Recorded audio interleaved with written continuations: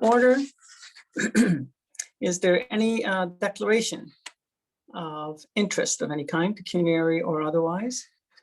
Seeing none, we'll proceed. Item number, I guess, Madam Clerk, I wonder, do we have our delegates here? Yes, we do, Mr. Wharton. With the permission of council, would you suggest it might be that we produce, that we go ahead with them and change the schedule a bit?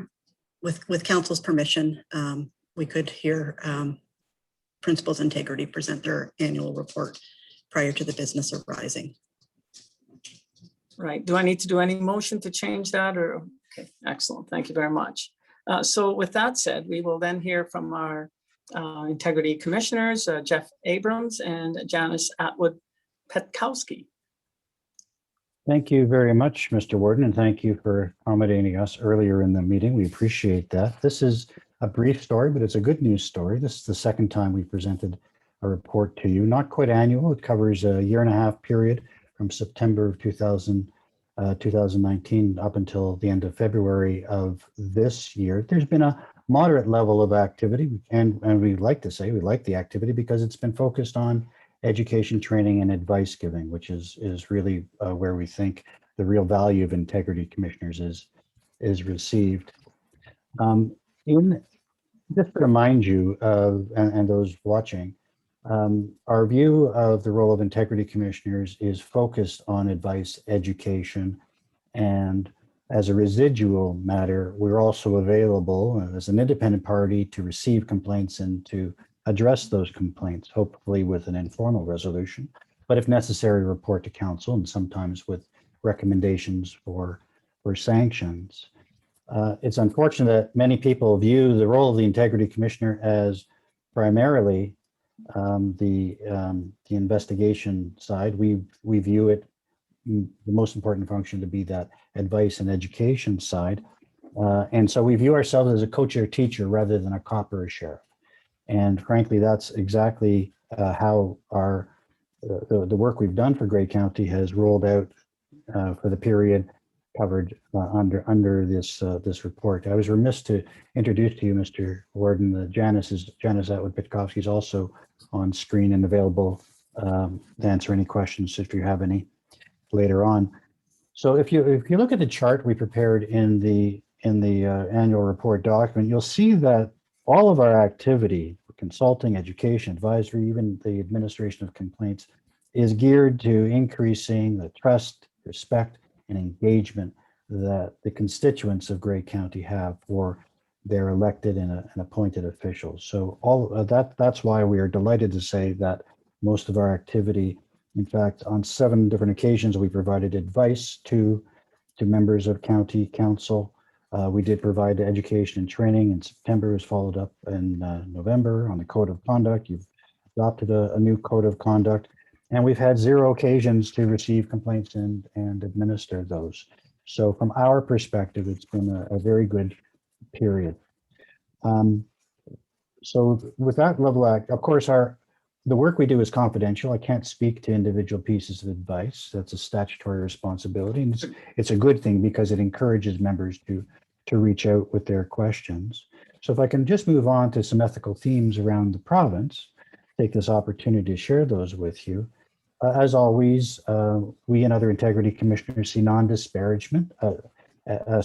disparagement as a trigger for making of complaints from time to time. That's with unhappy circumstances. You can imagine that they would come up in various scenarios. The one we want to speak to directly is in social media, and to remind members that even though there might be a tone or a pattern of conversation in social media that others adopt, as members of council, you are responsible to adhere to your code of conduct and to make sure that your conversations on social media, whatever the platform, is non-disparaging and respectful and professional. Your new code has in it a provision titled Avoiding Conflicts of Interest. And that's a really important perspective. So in other words, your code recognizes that not only is there this statute called the Municipal Conflict of Interest Act, which you must adhere to, it's a provincial statute, but it has a very narrow focus on what is a conflict of interest. And you've always been subject to what's known as the common law, oftentimes referred to as a perceived or an apparent conflict of interest. And when you acknowledge you have to adhere to high standards, it's that sort of thing that is contemplated. Well, your code acknowledges that and provides you guidance on how to deal with those things. And as a reasonable person perspective, you have opportunities to reach out for discreet advice if necessary, and even are able to make transparency disclosures just to clear the air where you have an interest in a matter that isn't of a nature that would prevent you from participating, but just to clear the air with everyone, you can make a transparency disclosure. It's this sort of thing that was actually recognized in Justice Morocco's report last November, arising out of the Collingwood Judicial Inquiry. And there's some interesting conversation in there and recommendations about how all municipalities should have the very thing that you have in your code. In fact, it was our code that was referenced in Justice Morocco's recommendations. The last thing I'll speak to today, and then obviously take any questions you may have, Mr. Warden, is the notion of members of council, elected officials, staying in their lane. Because from time to time, we see troublesome spots where members of elected officials decide that, they're going to be the one that solves a particular constituent's problem or gives direction to staff. And we all know that the role of council is to make the strategic decisions, the operational decisions of the municipality, but those decisions are implemented by your staff and others. And there ought to be a good collaborative relationship between staff and members of council, so that you can facilitate a handoff when a constituent reaches out to you. But we have across the province seen things like members of council who grab a shovel and fill a pothole because they think it's the right thing to do to serve their constituents, when in fact what they're doing is challenging a service level that may well have been adopted by the municipality. They're interfering with staff operations. They're perhaps bringing a reputation of disrepute onto the municipality, and they may well be breaching a few provincial statutes dealing with occupational health and safety. So just one example of the kinds of things we're seeing elsewhere. I want to emphasize that isn't the case at Grey County, and it is good news. So I'll repeat, there have been no requests for investigations in the period covered by this report. So with that, Mr. Warden, I'll turn it back to you. If you have any questions of us, we're happy to answer them.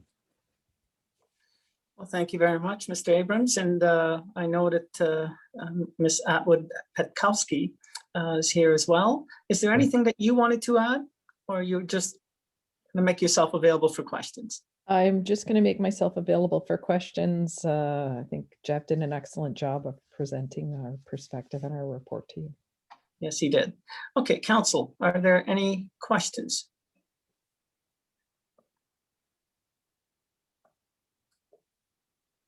Seeing none, then we will thank our delegates very much.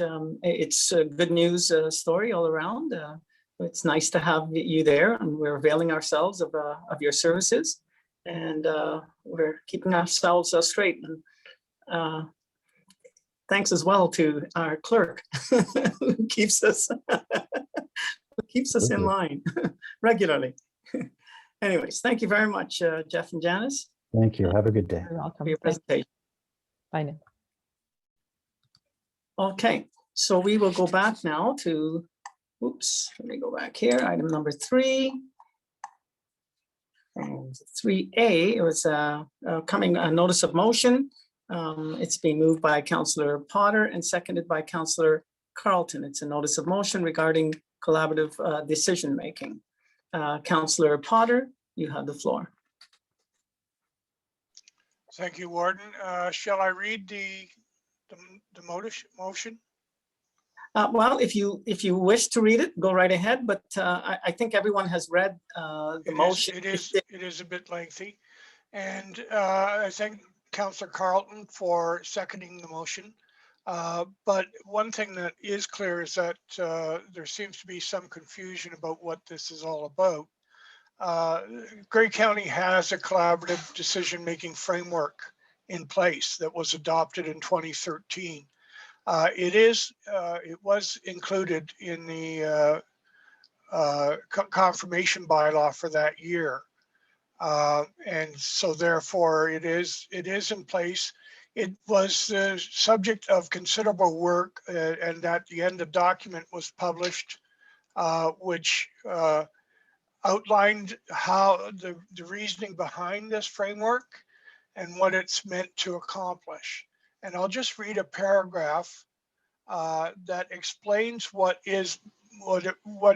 sums up basically what is behind the framework.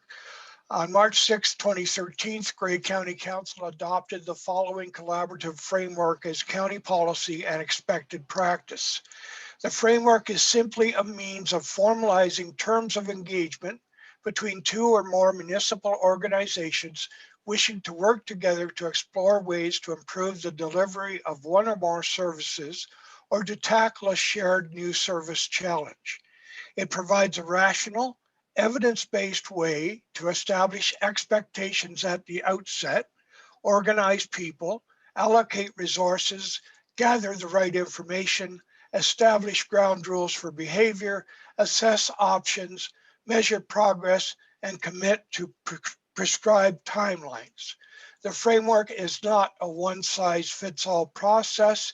It can be simplified or made more complex depending on the needs of the situation. So our suggestion is that we already have this in place. We are being presented fairly regularly with ideas for new service delivery options that might benefit the county's members. And we need a way of looking at those objectively and assessing the various factors that might be at play. And in the document that accompanies the framework, it asks a lot of questions. How is demand for the service being managed? What are the full costs and benefits of the service? How can benefits and outputs of the service be increased? How can the number and cost of outputs be decreased or inputs be decreased? What are the alternative ways of delivering the service? How can a service change best be managed, implemented, and communicated?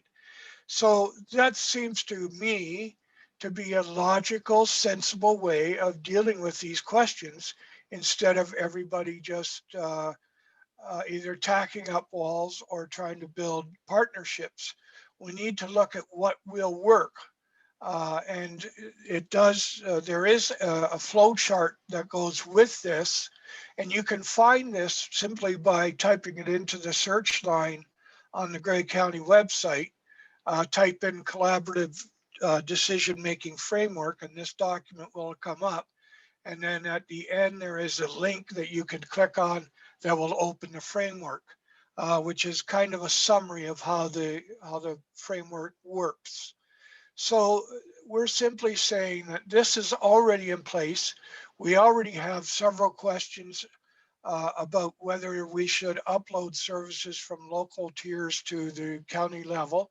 We need a way to look at them objectively, a way that is going to help us make decisions that are taking into account as many factors as we can, and not just be making decisions on the fly. The county council of that day and the staff obviously worked very hard to put this document together and to create this framework.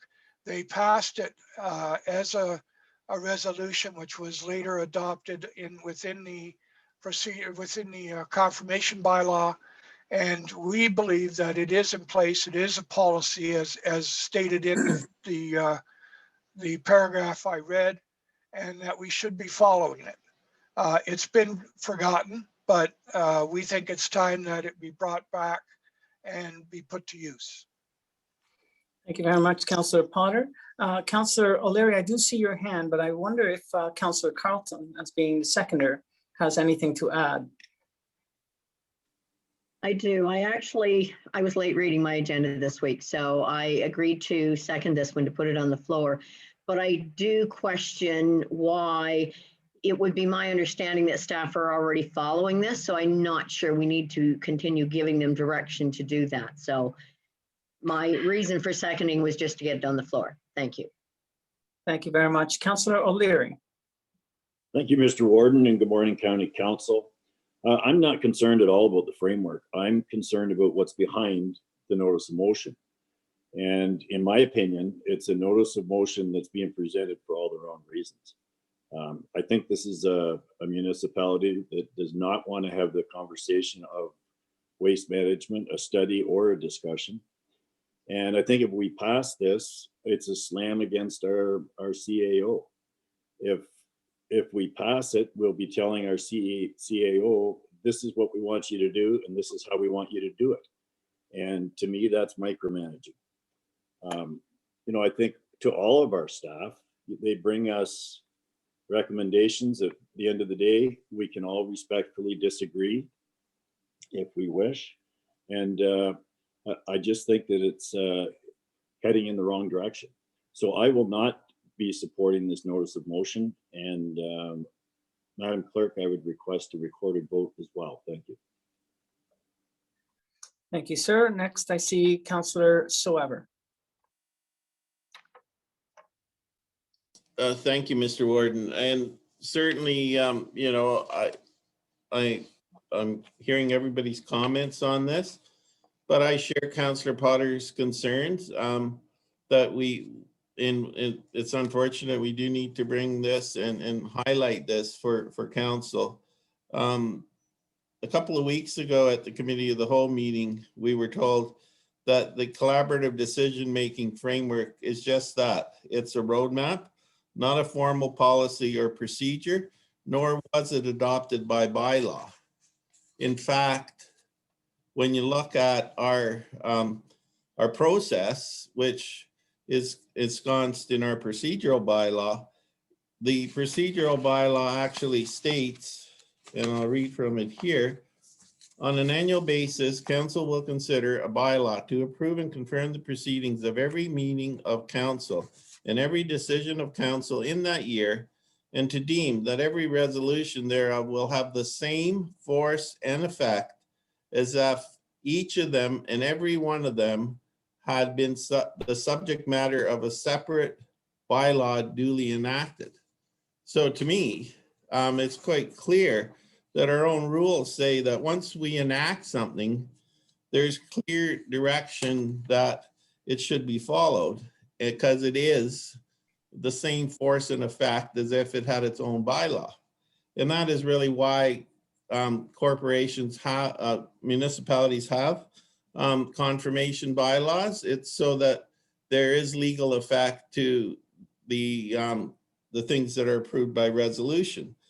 So, I was concerned at the time, as I think Deputy Mayor Councillor Potter was, that there was this attitude that it's not a formal policy or procedure, nor was it adopted by bylaw. And I have had this discussion with staff, and I think it's important that we as a council recognize our own process and procedures, and that when something is approved, that it is followed. And I'm concerned when we look at, and this has nothing to do with the issue, it could be any issue. But when you look at the collaborative framework, it's a 4-step process. I don't know how many people have looked at it, but the important is the second step, which is the project charter.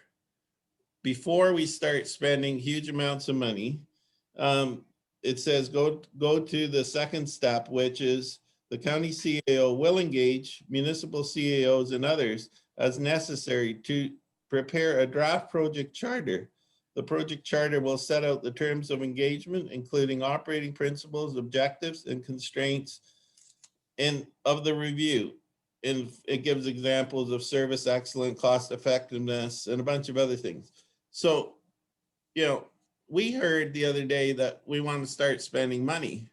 Well, the collaborative framework says, and that's why it has the word collaborative in it, is first you're supposed to discuss with the other CAOs and figure out what the terms of engagement are. and what you need to look at and everything you need to study. And then you move forward with the spending of money to actually and there's two phases to even that. There's the current state report. What is the current status of whatever you're trying to change?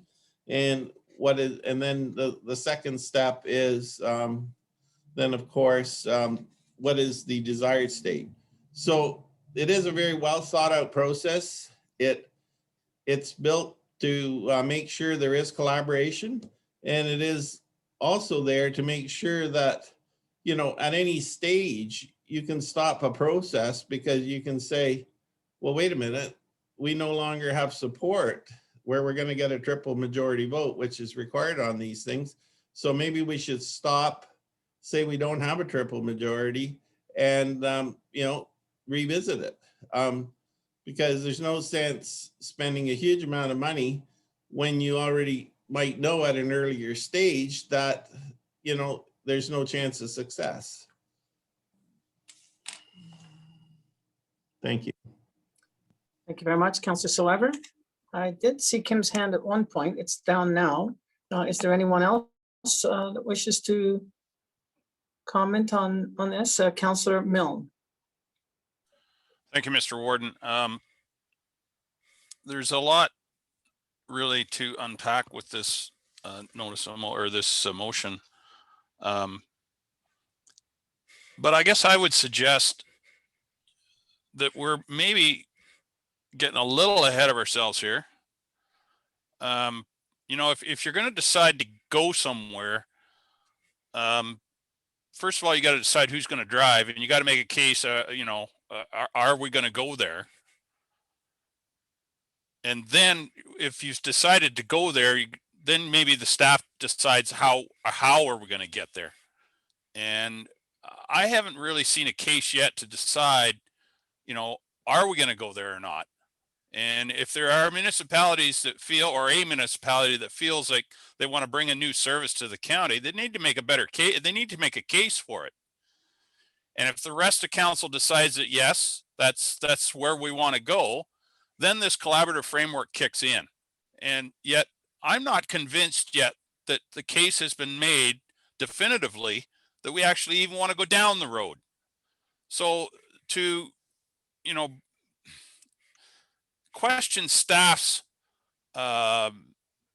resolve to deal with the issue through this notice of motion, I think is a little premature and a little unfair. Staff have done a good job, I think, to kind of push it back at us a little bit and say, do you have a majority of people or a majority of council that want to go down this road? And then we'll decide how we're going to get there. I'm disinclined to support this, but I'll leave it to somebody to try to change my mind. Thank you. Thank you very much, Councillor Milne. Councillor Potter, I do see your hand, but I just want to make sure if anyone else wanted to chime in. So Councillor Mackey, I do see your hand. Thanks, Mr. Warden, and good morning, County Council. I guess, you know, before I would feel comfortable making a decision on this, I would like to see more information. Haven't heard a lot from our senior staff. This decision was made by another council back in 2013. I'm not sure if it fully applies to today, but I'd like to get more information back in front of this council before we could make a decision going forward. So I would like to defer this and get more information from our CEO on her thoughts about this whole collaborative decision-making process. Maybe over the last 8 or 9 years, there should be some tweaks to it, but now there may be an opportunity for this council to look at what the process should be going forward. Thank you. Thank you very much, Councillor Mackey. Councillor Boddy. Thank you, Warden Hicks. I'm having trouble sort of following the argument in a sense. There seems to be some confusion between policy and law. Naturally, we adopt policy in everything we do by bylaw, but that does not make it anything other than a policy. policies are clearly stated objectives, and in this case, a framework or procedure. Laws or rules that have to be followed, compulsory.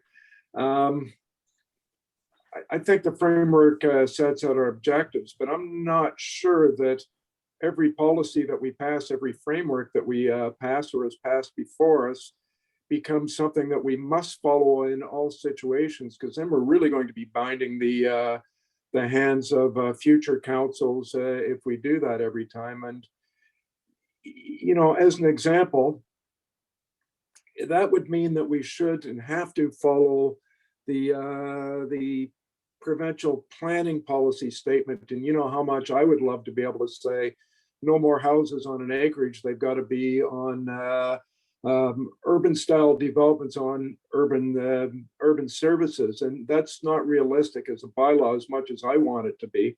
And I think we've got to be very careful of what we're doing here. I'm not going to support this.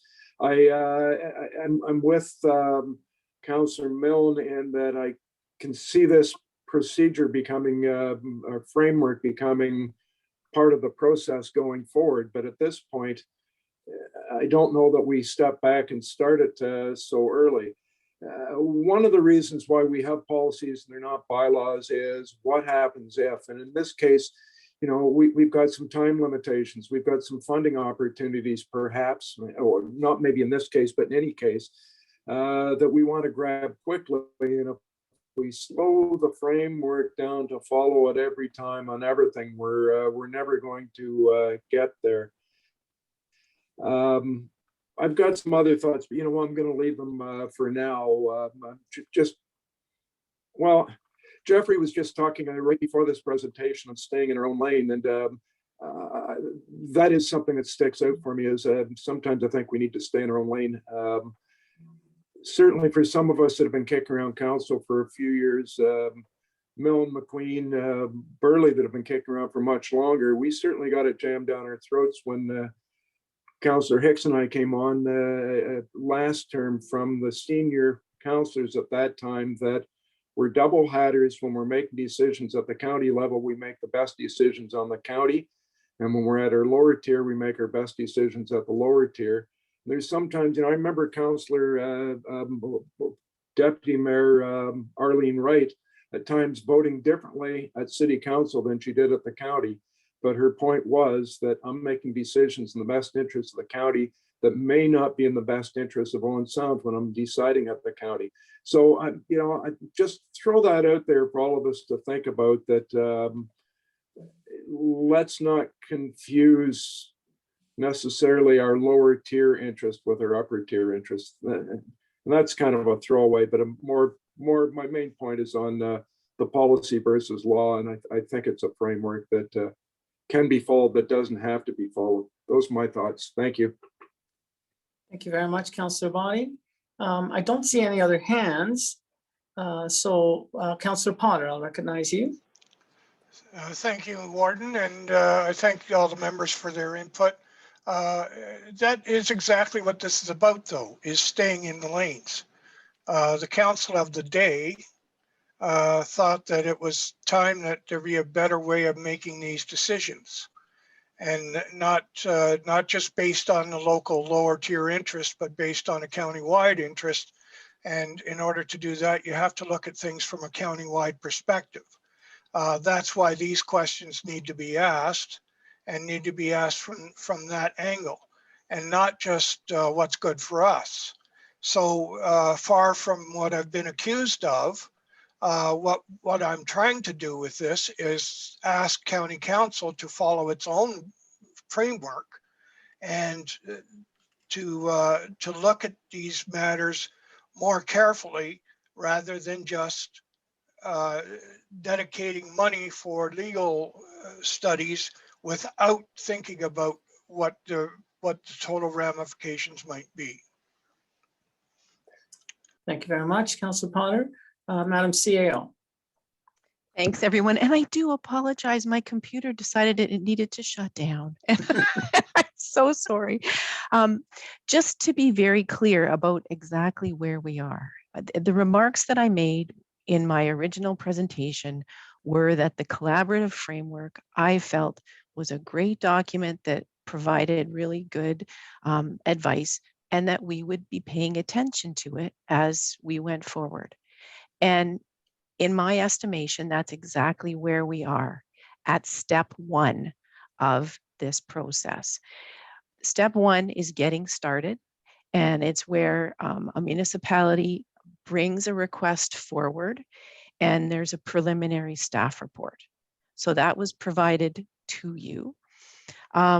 I think maybe some of the question in people's minds is how much information was to accompany that initial request. At the time the collaborative framework was put together, the question that was before council, I think, had to do with library services. I think examining solid waste management is a very different project and requires different expertise, which is why I made the recommendation that we should get some additional help, some expertise to be able to provide that preliminary information back to council that was based on science and it was independent and impartial. And that's what we're trying to do. There has been no commitment here to spend money of really any consequence. What you asked me to do was to put forward a request for funding under municipal modernization, and that's what I've done. If we aren't successful in that request, we don't have the ability, or I don't have the ability or the support from you to do anything other than to come back and report that back to you. And at that point, I think we'd have to again revisit the question, do you want to do this without any outside support? Do you want to invest the county's funds in pursuing an initial feasibility study? So that's where we are today. The application went into the province, and our understanding is that they'll be making a decision and communicating our success or not sometime in May. And at that time, I'll bring that information back to all of you and we can decide where we want to go next. Thanks. Thank you very much. I do not see any other hands. Councillor Soever. But my support for Mr. Potter's proposal, it has nothing to do with waste management in particular. And I think people are assuming that. It's just my concern was, as I stated, that, you know, we just reconfirm that this is what we are following. Because, you know, I think the second step is very important, which is the engagement with the other municipal CAOs to prepare a draft project charter. Obviously, all of our CAOs and our operations directors of operation have a lot of experience with solid waste management, because that's what they do every year. So, and you know, they deal with it all the time. So I think that's why it's important that we have that engagement. And my concern was raised, as I said, from the comments of a while ago, which, you know, and now I'm glad the CAO has clarified that they will be, you know, following the framework. But I think, you know, we need to have this discussion. And, you know, it appears, you know, that, you know, I think we do need to, when we do have policies and procedures, that people spent over a year putting this together and engaging with the lower tiers. And, you know, a lot of work went into this, and I think it's very well thought out. So I'm just happy that we reconfirm it with this motion. And so I'll be voting for it. Thank you very much. I do not see, Madam Clerk, anyone else. So it looks like we are ready to call the question, and I believe a recorded vote has been called for. Thank you, Mr. Warden. Yes, recorded vote was called by Councillor O'Leary. Councillor Mackey. No. Councillor Gamble. Not at this time. Councillor Burley. Against. Councillor Carlton. Opposed. Councillor McQueen. Support. Councillor Desai. Opposed? Counselor Patterson, Opposed? Warden Hicks, Nay. Counselor Clumpus, Opposed? Counselor Keaveney, Opposed? Counselor Body. Opposed, I'm sorry. opposed, Thank you. sorry, Counselor O'Leary, Opposed. Counselor Woodbury, Opposed? Counselor Millen, Nay. Counselor Soever, In favor? Counselor Potter, In favor? Counselor Robinson, Not in favor.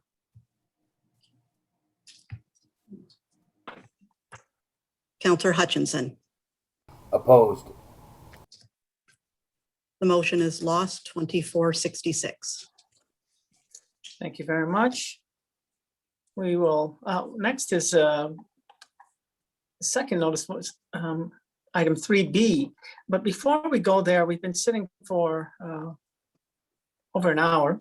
I'm going to suggest that we take a little break, come back at 11 sharp. And that'll give you 14 minutes by my count. So let's take a little break and we'll come back and then we'll deal with the second notice of motion. Councillor Desai. Okay, folks, turn off your video and mute. We're going to be dealing with item 3B, which is the notice of motion by Councillor Desai on honoring women in politics. But just prior to that, Madam Clerk, I believe that you have something to say. Thank you, Mr. Warden. My apologies, Council. When I did the recorded vote, I heard a yay and not a nay. So I wanted just to reconfirm the final vote count for the notice of motion by Councillor Potter. And I did reconfirm with the council member that I misheard. So the final tally was those in favor, 18 votes, those opposed, 72. I just wanted to provide you with that information. Thank you. Thank you very much, Madam Clerk. And so next, item 3B, it's a motion by Councillor Desai. It is moved by Councillor Desai and seconded by Councillor Robinson. Councillor Desai, you have the floor. Thank you very much, Mr. Warden. I mentioned under Good News and Celebration, sort of the inspiration behind this notice of motion today. I also want to thank Mr. John Butler for helping me with the wording for this motion. Clearly, as Councillor Milne would attest, I am not capable of words that's beautiful. Nonetheless, I think this is the first step, quite possibly, to making further strides in hopefully breaking barriers for women entering politics. I've mentioned earlier that we do still have a gender imbalance in our political world. And I'm not going to sit here and claim that we have to have a 50-50 council every single time, because I do believe in a meritocracy and the better candidate winning. But at the same time, I also recognize that there is more barriers for certain groups of people to running for office. And that is the reason for this notice of motion.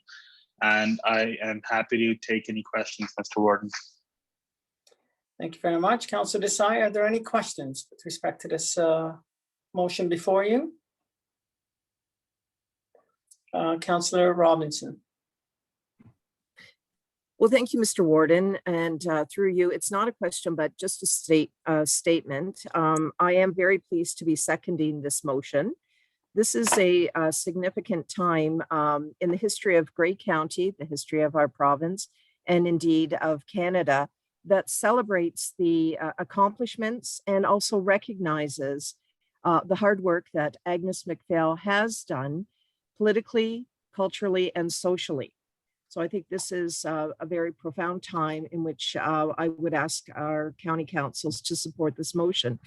Just a very interesting fact, I do want to mention that one of my favorite books is called Eminent Women of Grey County, and it was published by the Grey County Historical Society, I believe back in 1977, but that's to be confirmed. It's a book that discusses brief biographies and histories of various prominent women in Grey County, including Agnes McVale. Most interesting read, and I would encourage everyone to read it. Thank you very much. Thank you very much, Councillor Robinson. Councillor Soever, you are next. Yes, thank you, Mr. Warden. And I'm very pleased that Councillor Desai brought this motion forward. And, you know, I think we really do need to honor the women that have, especially from Grey County, that have been in the forefront of, you know, getting involved in politics. And in that regard, I was just wondering if maybe there's some way we could also recognize Ms. McClung. She was born in Chatsworth, Ontario, and so she and 4 other women actually got women recognized as persons. Prior to 1927, women were not considered qualified persons and were therefore not eligible to sit in the Senate. The Supreme Court of Canada actually ruled that that they were not persons, and so then the 5 women, including Nellie McClung, then applied to the Judicial Committee of the British Privy Council. So they had quite a journey, and women were then recognized as persons and were then able to sit in the Senate. So in 1954, Nellie McClung was named a person of national historic significance. And I'm told there's even a plaque commemorating Miss McClung on the west side of Highway 6, about 1 kilometer south of Highway 40. County Road 40. So I would just like to say this is a great idea, but you know, we have more than one famous woman in coming from Grey County that has been in the forefront of getting women recognized and getting them involved in politics. So I was just wondering if maybe we could expand Councillor Desai's motion to recognize all of them.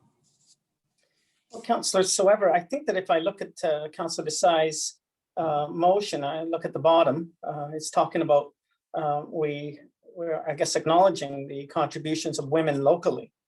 So I don't think it's specific to any one woman, but women in general. Oh, I see. You're probably referring to the very last paragraph, are you?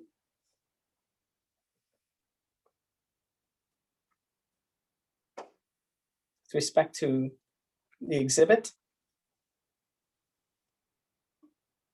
Have I lost you? No, I just had muted myself.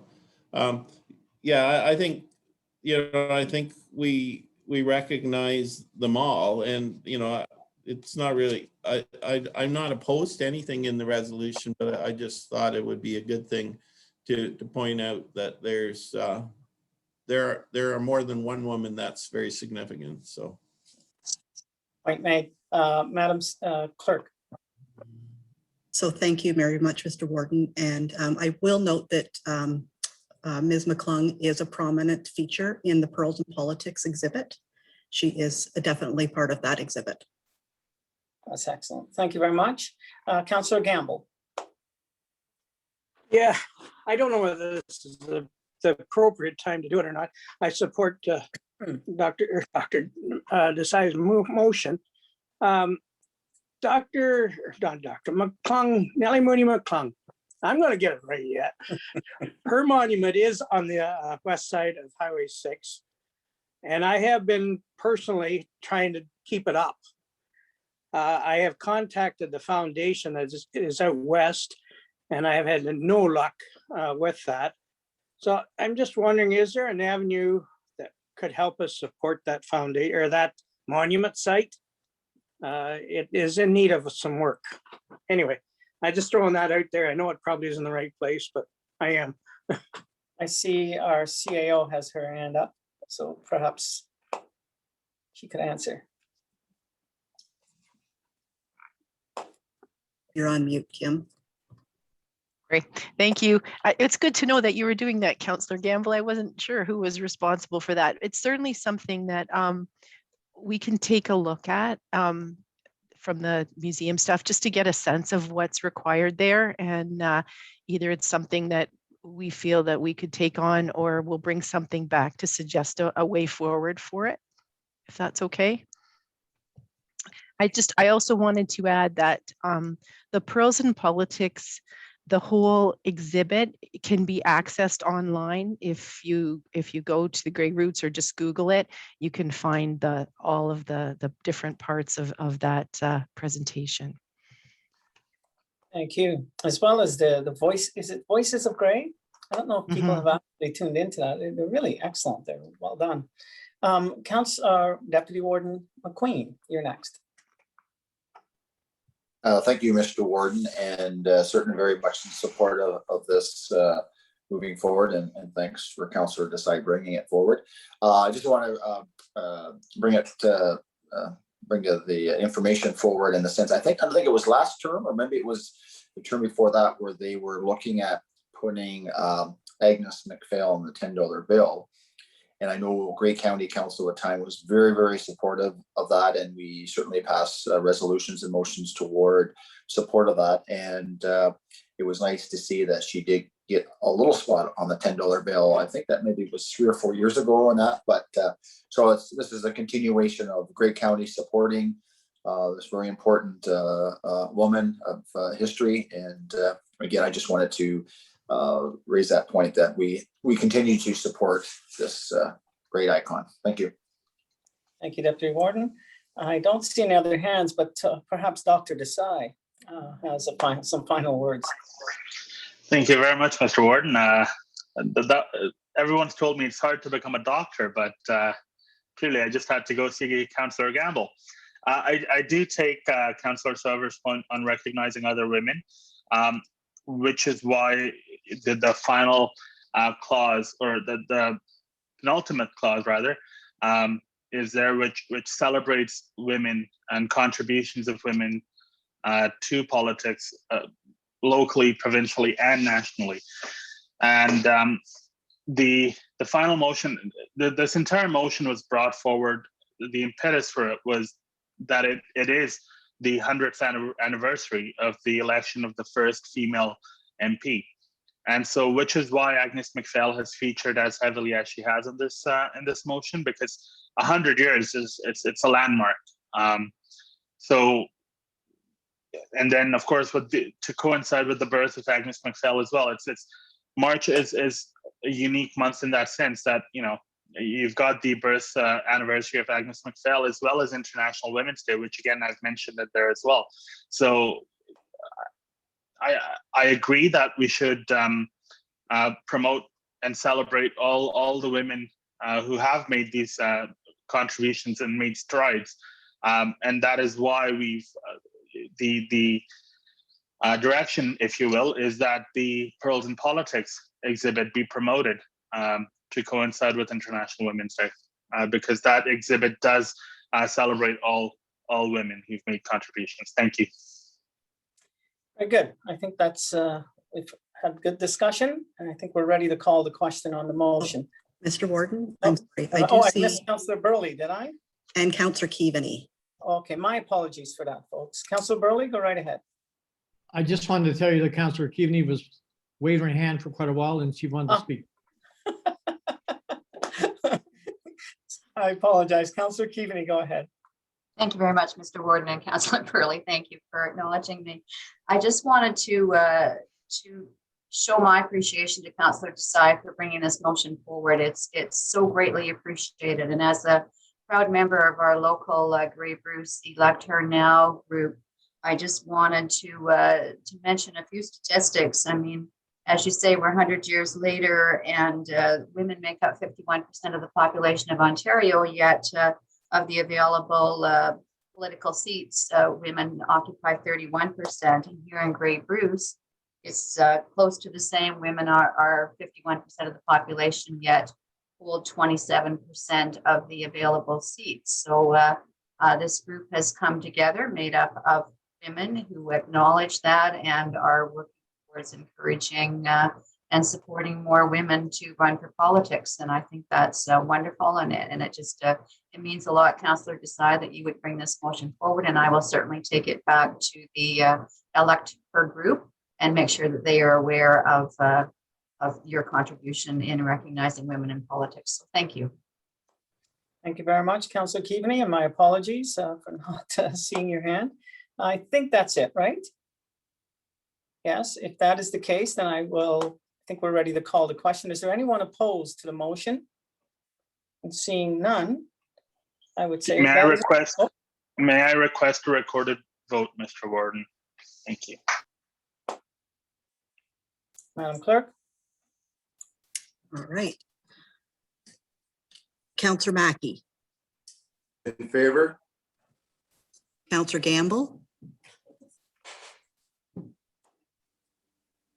Counselor Gamble, Sorry, in favor.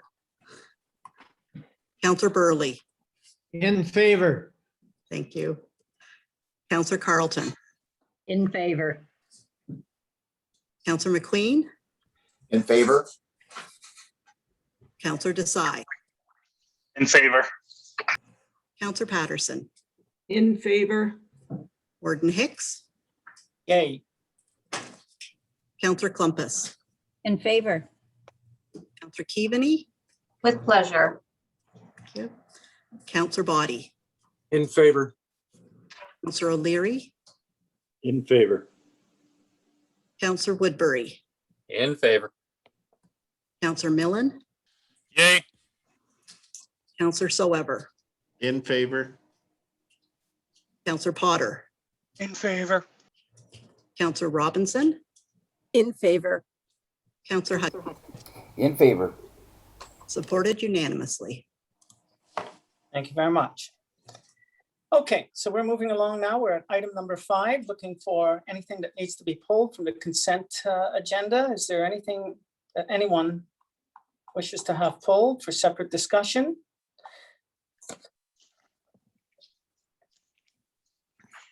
If not, then we will move on to looking at the consent agenda, moved by Councillor Hutchinson and seconded by Councillor Clumpus that the consent agenda be approved. Is there anyone opposed to that? That is carried then.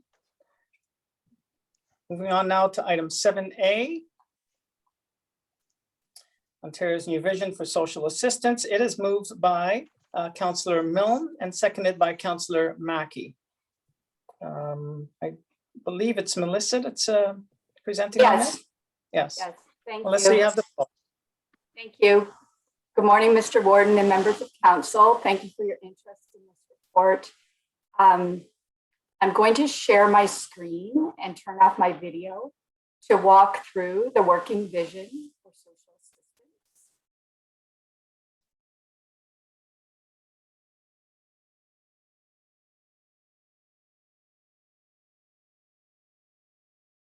The working vision for social assistance is a placemat that's on a link in the bottom of the report.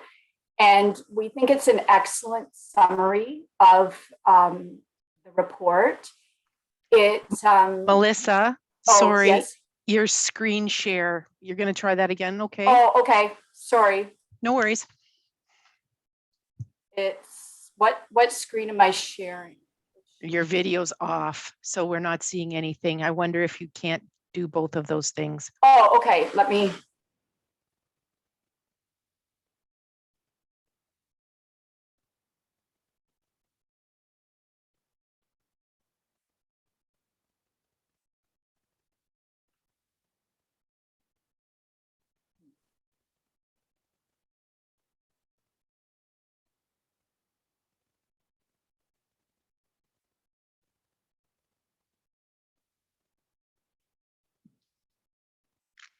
Maybe Barb. Okay.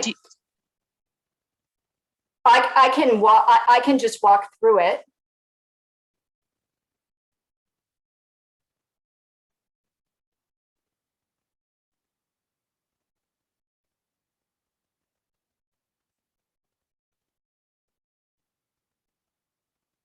So what I'll do, I'll just sort of, I'll just talk through the report. What the new vision is from the province is, we brought forward a couple reports on modernization, and a lot of the modernization has been focused on relieving the administrative burdens of the program that we're working with Ontario Works. And the end goal now, we can see from this, what's being brought forward from the province, is a major focus on life stabilization for social assistance clients. And the vision is to create a much more efficient and effective and streamlined system. And while, you know, that's often said by the province, we haven't seen any major shifts. I would say that they're two separate things.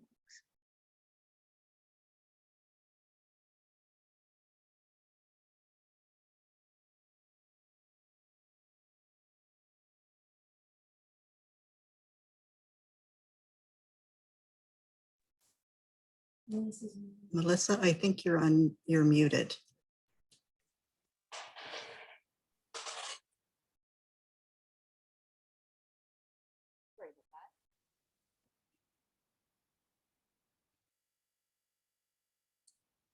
So what the province is proposing is a realignment, and they're going to take over a lot of centralized financial assistance for the Ontario Works program and the ODSP program. So that's the Ontario Disability Program. And they're proposing that the municipalities will take over life stabilization for both of those programs. So the vision is to create a system that's more responsive to individual needs. And in the placemat, there's a visual of what that looks like. And what that looks like is having the client at the center of service. And they feel, and we feel, we're quite excited about this vision, that the municipality is a great place, and our caseworkers have knowledge of how to respond to individual needs by providing a range of integrated local services for housing, childcare, skills training, mental health. And a lot of the administrative burden is going to be taken off with the financial aspects of the program being taken over by the province. So the placemat, which is the vision, that's the attachment there, the working vision for social assistance. It shows how they plan to do this in phases. So right now, we're in a phase where we're seeing the province starting to take over some centralized functions, which include, right now, we're seeing a move towards the province even doing some of our for people applying for social assistance. And they're going to be moving towards even issuing benefits. So what that's going to look like, you know, we're seeing quick movement this year towards some of those shifts, and in 2022 to 2024, it's even going to broaden more, and the municipality is going to be delivering mostly life stabilization for Ontario Works clients and ODSP clients. The inclusion of the ODSP clients, that was a significant aspect to that provincial report, is that that would fall under our current caseworkers to assist there.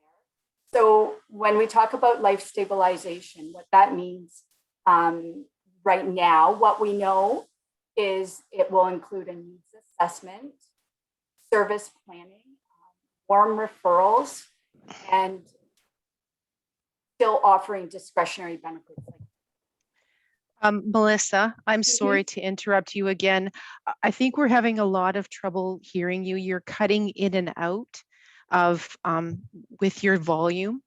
Okay. I don't know if you can come closer to the computer to speak, Yeah. or if, I yeah, can try come a that little- yeah. and see Okay. if that Is would that be better. better? Yes, that it is. better? Yes, Okay, thank you. So speaking of what the life stabilization is, I'll just go over that quickly again, just in case you missed it. Life stabilization is talking about doing a needs assessment with our clients, service planning and warm referrals, and still offering the discretionary benefits that we do today. It's very person-centered with the client at the center.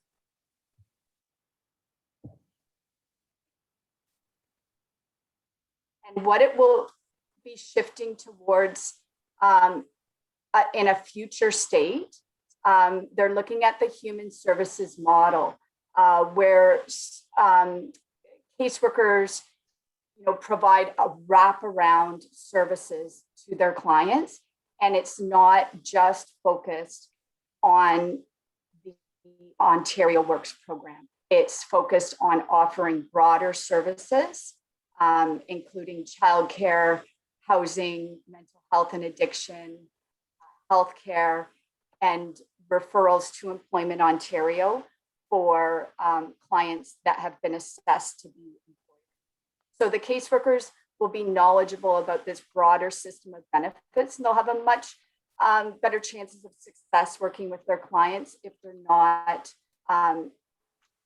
if they don't have so much financial responsibility. Right now, the program is very, very heavy on rules, and the system that we administer the assistance can also be very time consuming for caseworkers to manage. So with this vision, we're definitely seeing that caseworkers will have a lot more time to work with their clients and actually have a better success at moving them forward.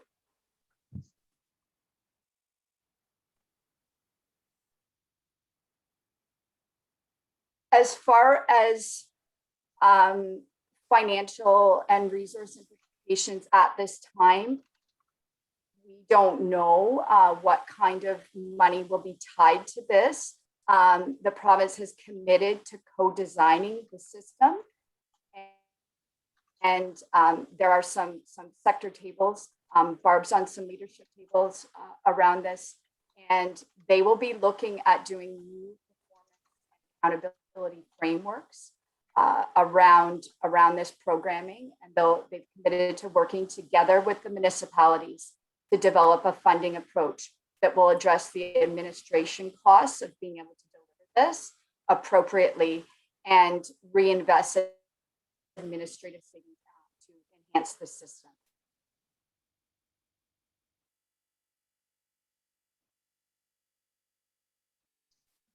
Is there any questions about the report? Barb's also available today to. Yes, thank you very much, Melissa. And I see that Barb has got her hand up. Barb, before I go to you, I would say that it seems that under the concept of life stabilization, that our workers are returning to sort of the traditional roots of a social services worker. Barb, I turn it over to you. Thank you, Mr. Warden. Through you, I know I heard comments earlier from you, Mr. Warden, about the additional resources being poured into SWIFT, and I think Melissa would agree that she's very excited about that. We've had some difficulties lately with some of our technology and bandwidth and whatnot, so unfortunately today is one of those days. I think you have the road or the placemat within the report, and I would encourage you to take a look at that. We are excited about this. This has been a long time coming for us. You're so correct, Mr. Warden, about the traditional hands-on approach, working with people with barriers. And we have moved over the years into a much more administrative approach. And our current government has promised us that we would have our administrative burden relieved, and they're doing that. And in fact, over the last year and a half, or a year certainly since COVID, We have worked diligently to manage on the ground circumstances, policies, procedures, implementation of protocols, and keep services moving. And our provincial counterparts have been moving with lightning speed to bring and onboard new policies that will allow for this transformation. Some of you will remember we came to you a long time ago, back in 2012, with a social assistance review. And that review was a Lankin report, and a lot of information contained within that report that we're seeing play out now. There just wasn't the infrastructure, the buy-in, maybe the political will, the need to move forward with the information, but it boils down to the unsustainable cost of delivering social assistance across the province right now. And the projections, the growth for social assistance just keeps building, and we've not done a great job. And I don't mean my team, and I don't even mean locally. I mean policy-wise, we haven't done a great job of supporting people, especially people with disabilities. We work hard to get them that higher benefit. We work hard on their application and advocacy for them so that they can receive additional monies, a little more than OW. Those rates, we're just parking people, and we're saying, way to go. We've got you some additional funds now, you know, here's your life. And that's not fair. And so I think what we'll see with this, I'm excited about this, is the opportunity for everyone who has been on the social assistance continuum. We know that there's been a lot of recidivism. We move people into it over the past years. We've had the opportunity to support people to become more skilled and more connected with the labor force, but they do come back because it hasn't been sustained. We haven't really been able to actually empower and make that a sustainable shift. So this gives us the opportunity to stabilize people, and hence the reason it's called life stabilization. We know that right now there's a whole lot going on with mental health and addictions. Unfortunately, we're hearing about the overdose, we're hearing about the need for resources, all kinds of things happening. And that's where we're going to come in, that it's the trust-based approach. So we remove the administrative piece that's going to be done by the province. You'll see that on the map. And then we'll be working with both OW clients and ODSP clients to meet them where they're at. We know that we're in the best position to do that because we are connected at the local level. The municipal staff are connected with all of our supports. We count on each other for our community partnerships. And so we're working collaboratively, and that's how we've always done it. We do believe the province was best positioned to play the piece of the administrative and remove that from our staff position. And also the technology that, as I mentioned earlier, they're just rolling it out. We've adopted a lot of processes with the foresight unknown that it would benefit us to be able to be nimble and be ready for this transformation. So the plan is a co-design, and I do sit at those tables, as Melissa mentioned. A lot of work going on, a lot of opportunities for us to have engagement and advise what we think will work and what won't work, especially in a rural setting that we have mostly. Our transportation options are improving, but we still have a long way to go. And we certainly have opportunities with our satellite locations so that not everybody needs to come into the city of Owen Sound for access of service. We come to meet people where they're at.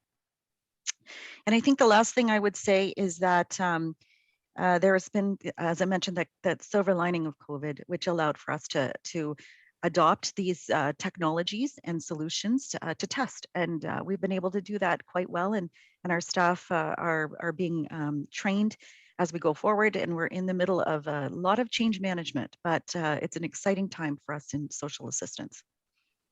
Any questions? Thank you very much, Barb and Melissa. Council, any questions? Councillor Mill. Thank you, Mr. Warden, and thank you, Melissa and Barb, for your report. Interesting times, no doubt about it.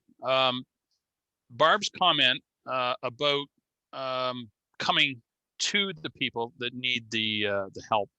I know here in Gray we're doing a good job of that. Barb, do you foresee more locations where our staff will be able to come to the client, so to speak? So right now, through you, Mr. Warden, thank you, Brian, for that question. We do have satellite locations in Hanover and Markdale and Durham and Meaford. And we have itinerant site locations. We bring services into Dundalk, but I can see us needing to partner with other agencies that already have storefronts where we can use their space as well. That point about servicing the ODSP clients is very it's right in our forefront right now for planning, because that's a heavy caseload. And they have not had obligations. They do, they're going to need some supports. They're going to need to get to know us. And just for information's sake, our caseloads right now for our clients, they're down a little bit. We're down about 20% over last year. And that's because we have that artificial floor I've talked about with the CRB, the federal benefits. We know that when those benefits are lifted, there's going to be an impact to us. We also know when the ODSP caseload comes to us, we've got a significant impact, because it's those that are the spouses and the adult dependents. It's also the clients that want to move forward. And there's a fair good number of those folks that really do wish that they could have some, opportunity for skills and training and outreach to resources. So when I think of that caseload, we will be significantly impacted, Brian. So I do see some opportunities for us to utilize space with other colleagues and other agencies. Excellent. Excellent. Thank you for your answer. Mm-hmm.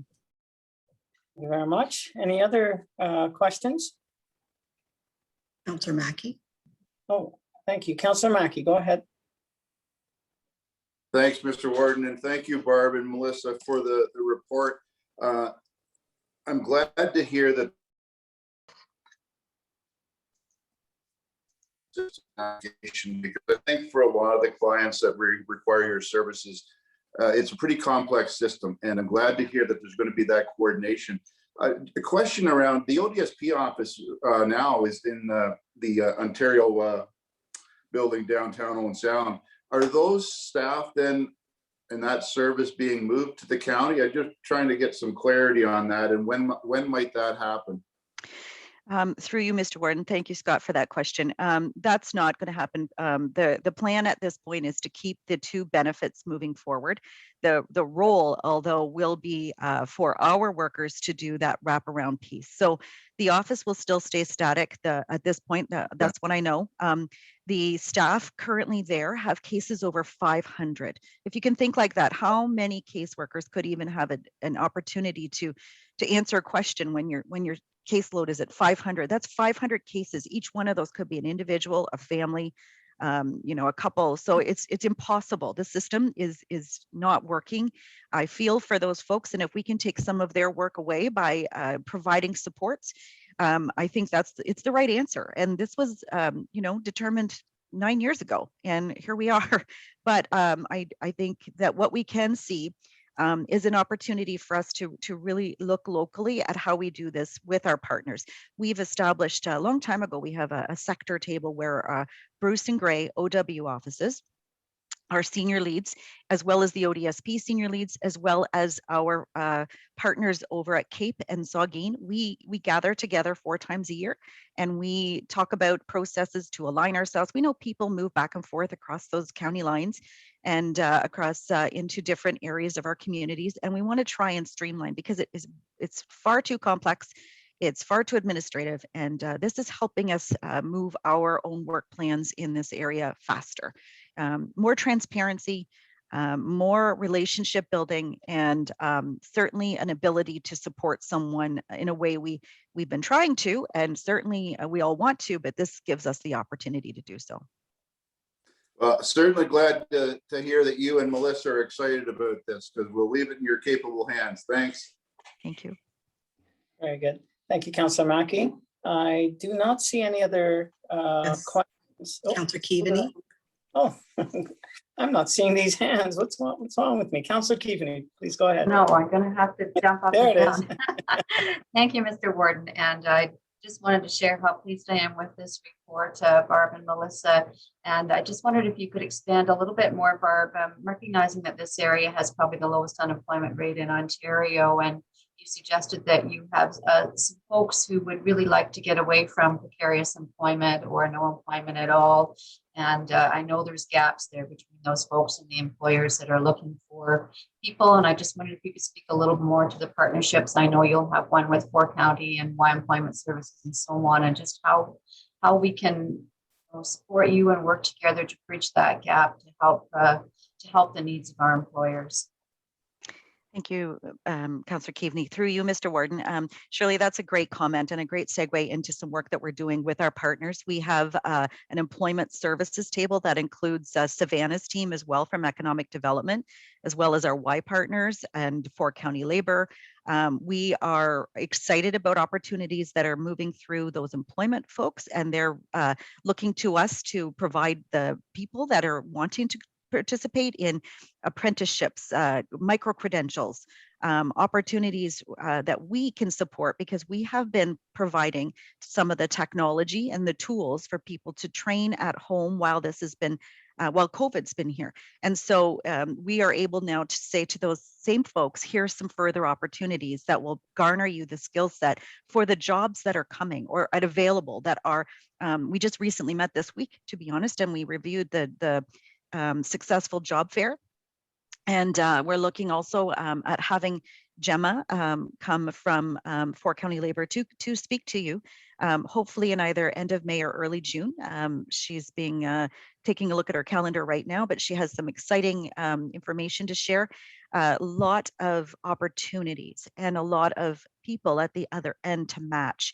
We just need to build that skill set within and ensure that we can provide all the supports as well to the employers, right? Because the employer is also going to need supports that will allow for them to make that match and make it work. We're trying to recognize that if there's opportunities for people to work remotely, maybe we're looking at things through multiple lenses, very differently than we have before. But there have been announcements about PSW micro-credentials. As I mentioned, that apprenticeship piece for construction and other services. Manufacturing, not so much right now, but certainly we know there's definitely opportunities coming.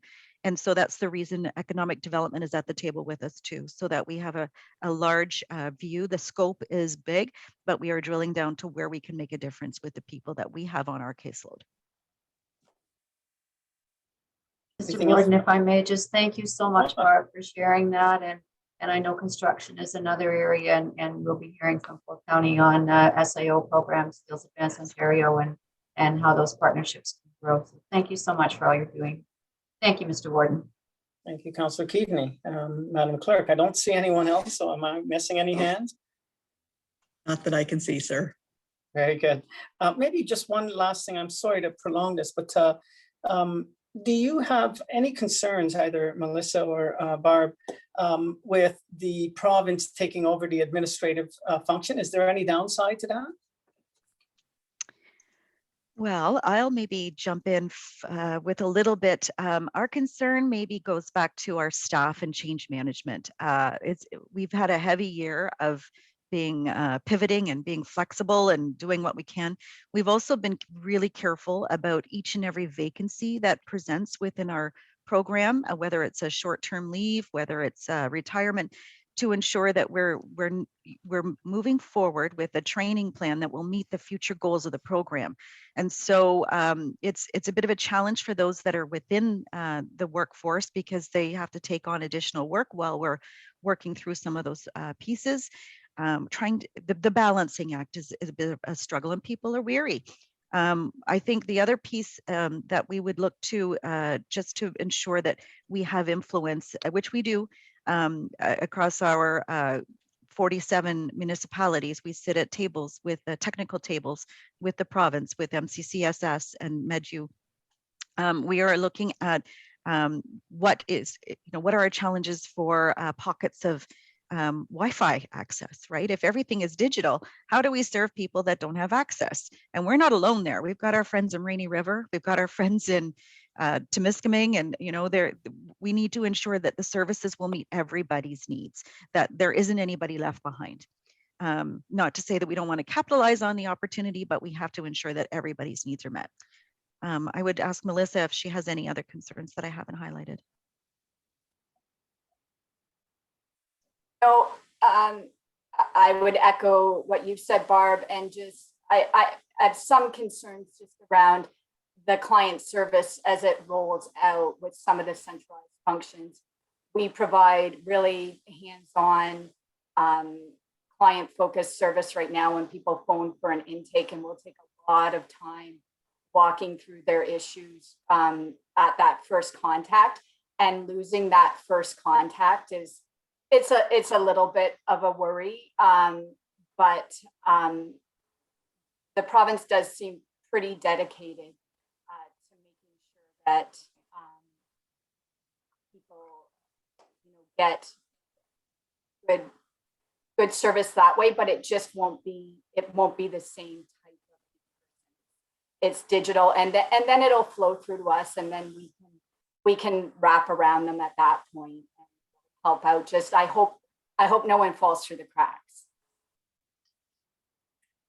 Very good. Okay, thank you very much. We've had good discussion. I see no further hands, so I think it's time to call the question on the motion to receive this report. Is there anyone opposed? Seeing none, I would say that that's carried. Thank you very much, Barb and Melissa. And I would just say, Barb, on the announcement of yesterday in the budget with respect to broadband, it does not necessarily translate into good news for SWIFT, but the hope is that it will translate into good news for SWIFT. So it wasn't an announcement that the funding was going to SWIFT, but that there would be this funding. Okay. Thank you. So next, item 7B, tax relief for low-income seniors. Kevin Weppler is on deck. It is moved by Councillor Desai and seconded by Councillor O'Leary. Kevin, you have the floor. Thank you, Warden. I've got some bullets on this report, and I'm just going to kind of read through those, and then we'll open it up for questions, okay? Section 319 of the Municipal Act states that all upper tier and single tier municipalities must maintain a program ratified by bylaw to provide financial relief to low-income seniors and low-income disabled persons. Relief can be in the form of a deferral or a cancellation of the annual tax increases. The county does have a program. It's old and it is currently a deferral program that references the old Municipal Act, and therefore it needs updated. The wording in the current bylaw suggests that relief will only be provided for increase amounts in excess of $500, and which is quite difficult. That's quite a tax increase to incur. So I don't know the background of that, but that's what the current bylaw has in it. Based on the wording of subsection 319 of the new act that reads, providing for deferrals or cancellations of or other relief in respect of all or part of a tax increase. Therefore, the current legislation clearly allows a municipality to limit the level of protection they provide on a program, but it does not appear to contemplate a minimum increase for eligibility. It is therefore being recommended that the county revise its program to reword the bylaw so that the threshold is a maximum, not a minimum. The scope of relief contemplated under section 319 is fairly narrow, but programs do vary. The most obvious variance is whether a municipality opts to cancel or defer the eligible amount. In reviewing this item with the local treasurers group, the consensus was to provide a cancellation model that the local municipality would just cancel the eligible amount rather than defer. When taxes are deferred, they represent a lien against the subject property. Despite small amounts being involved, legal tax liens can limit a taxpayer's ability to borrow against their home. As well, many seniors do not like the image of having a lien against their property. That is why it's generally thought to be the reason that in other jurisdictions that participation in a deferred programs is very limited. Staff are proposing the cancellation of year-over-year tax increases to eligible persons with eligible properties within the County of Grey. Under the proposed program, an eligible person would be a person assessed as the owner of a residential property who is either a low-income senior or a low-income person with disabilities. A low-income senior would be defined as a person who is at least 65 years of age and is in receipt of payments under the Guaranteed Income Supplement or is a recipient of a financial assistance under the Ontario Works Act. A low-income person with disability means a person who is in receipt of assistance under the Ontario Disability Support Program. The relief granted would be the cancellation of the year-over-year tax increase to a maximum of $500. A draft bylaw has been attached to the report. This is still being worked on to try to make this clearer and easily understood.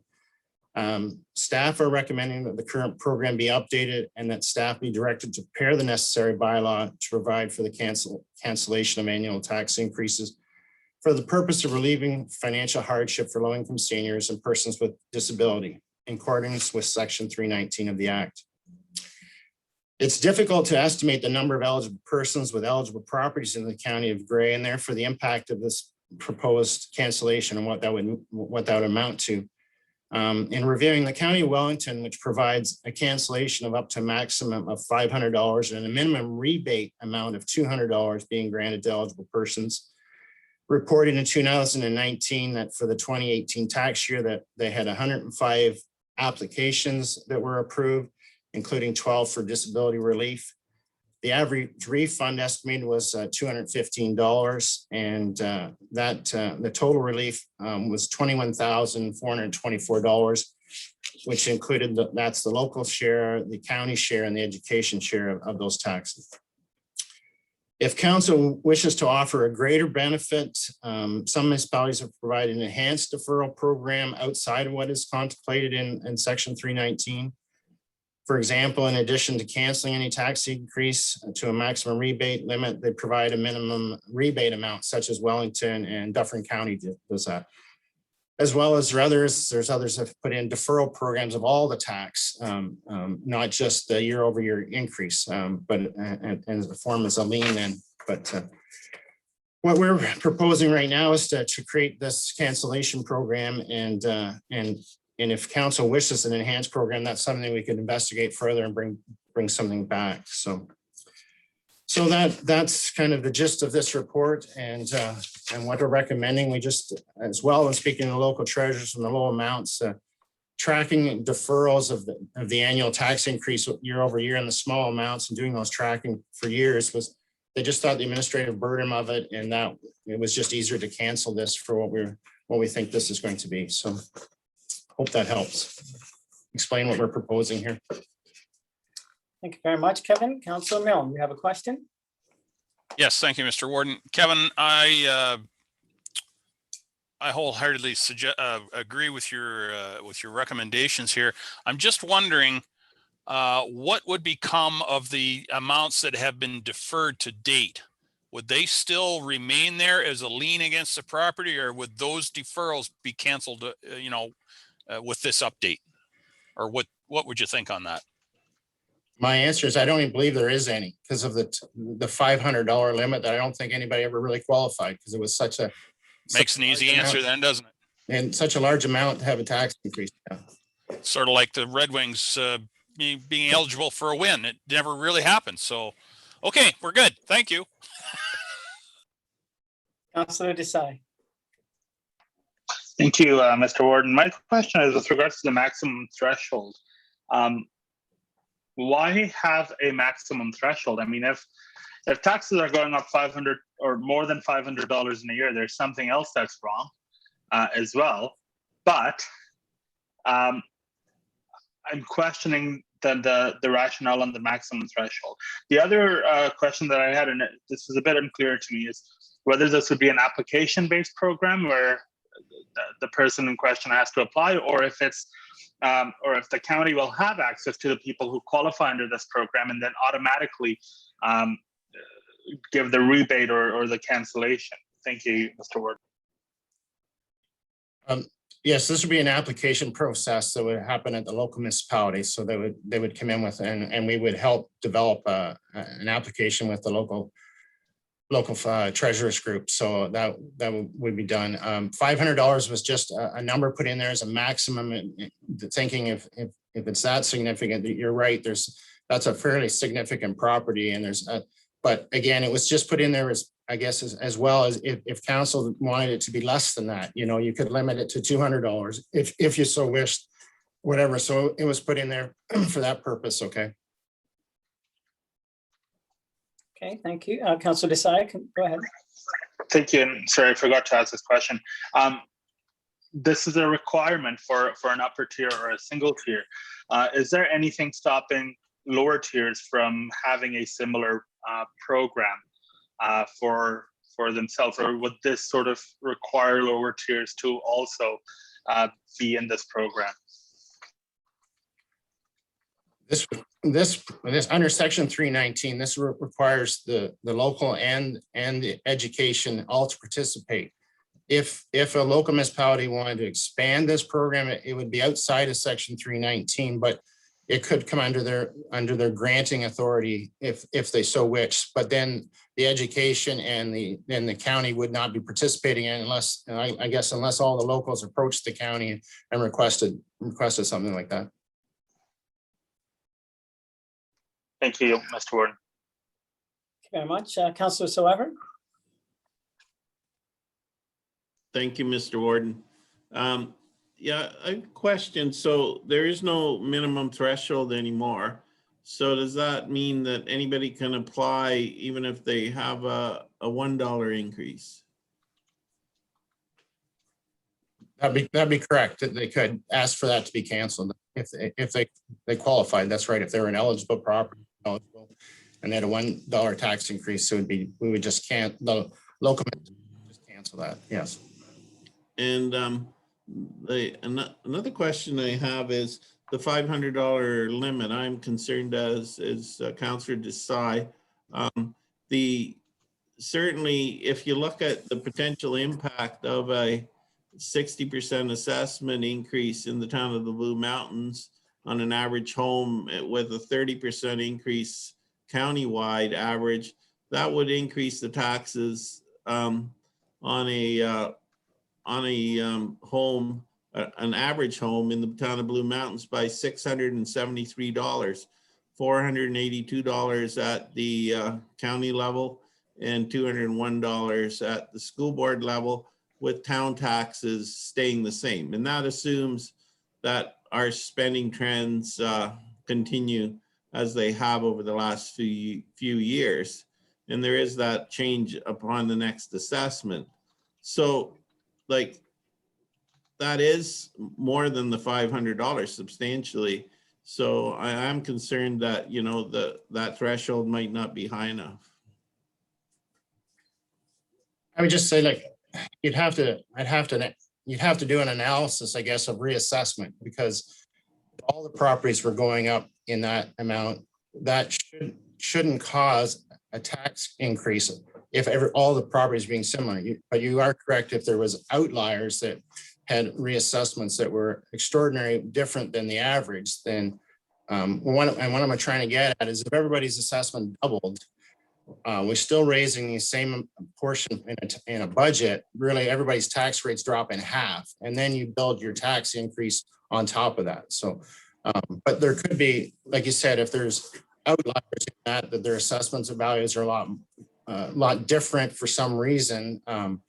But this is just, and I should say too, in the bylaw, we're talking about strictly tax increases and not things like adding improvements to your property that would change your values as well, right? And even the opposite way, if someone appealed their assessment and went down, those would be rejigged and recalculated again. So, but yeah, no, I guess there's something like that but yeah, so it was a number put in here. You know, if council wishes to minimize the amount, you could lower it. If you want to raise it, you could raise it, but it was put in as a number. Okay. Thank you. And yeah, and I fully recognize that if county-wide, the average assessment went up as much as it did in a local municipality, there would be no effect on the taxes. My concern is that, you know, in very popular areas like Southgate is becoming also Grey Highlands and Blue Mountains. If our assessments go up 60% and the countywide average is less, then there will be, you know, an impact, you know, greater than can be accommodated by the change in the overall county tax rate. So that is an important point. But if that did occur, which has occurred in the past, certainly we would see a big shift in, you know, certainly the tax burden. And I am very concerned about our seniors in that regard. Mr. Warden, you know, we can revisit this as well. That's for sure. It can be open at any time, and the threshold can be adjusted. You know, I took I took all the tax rates that I had from 2020 and I took what the average assessment values were in municipalities. And like, for example, in Blue Mountains, the average assessment was like $533,000.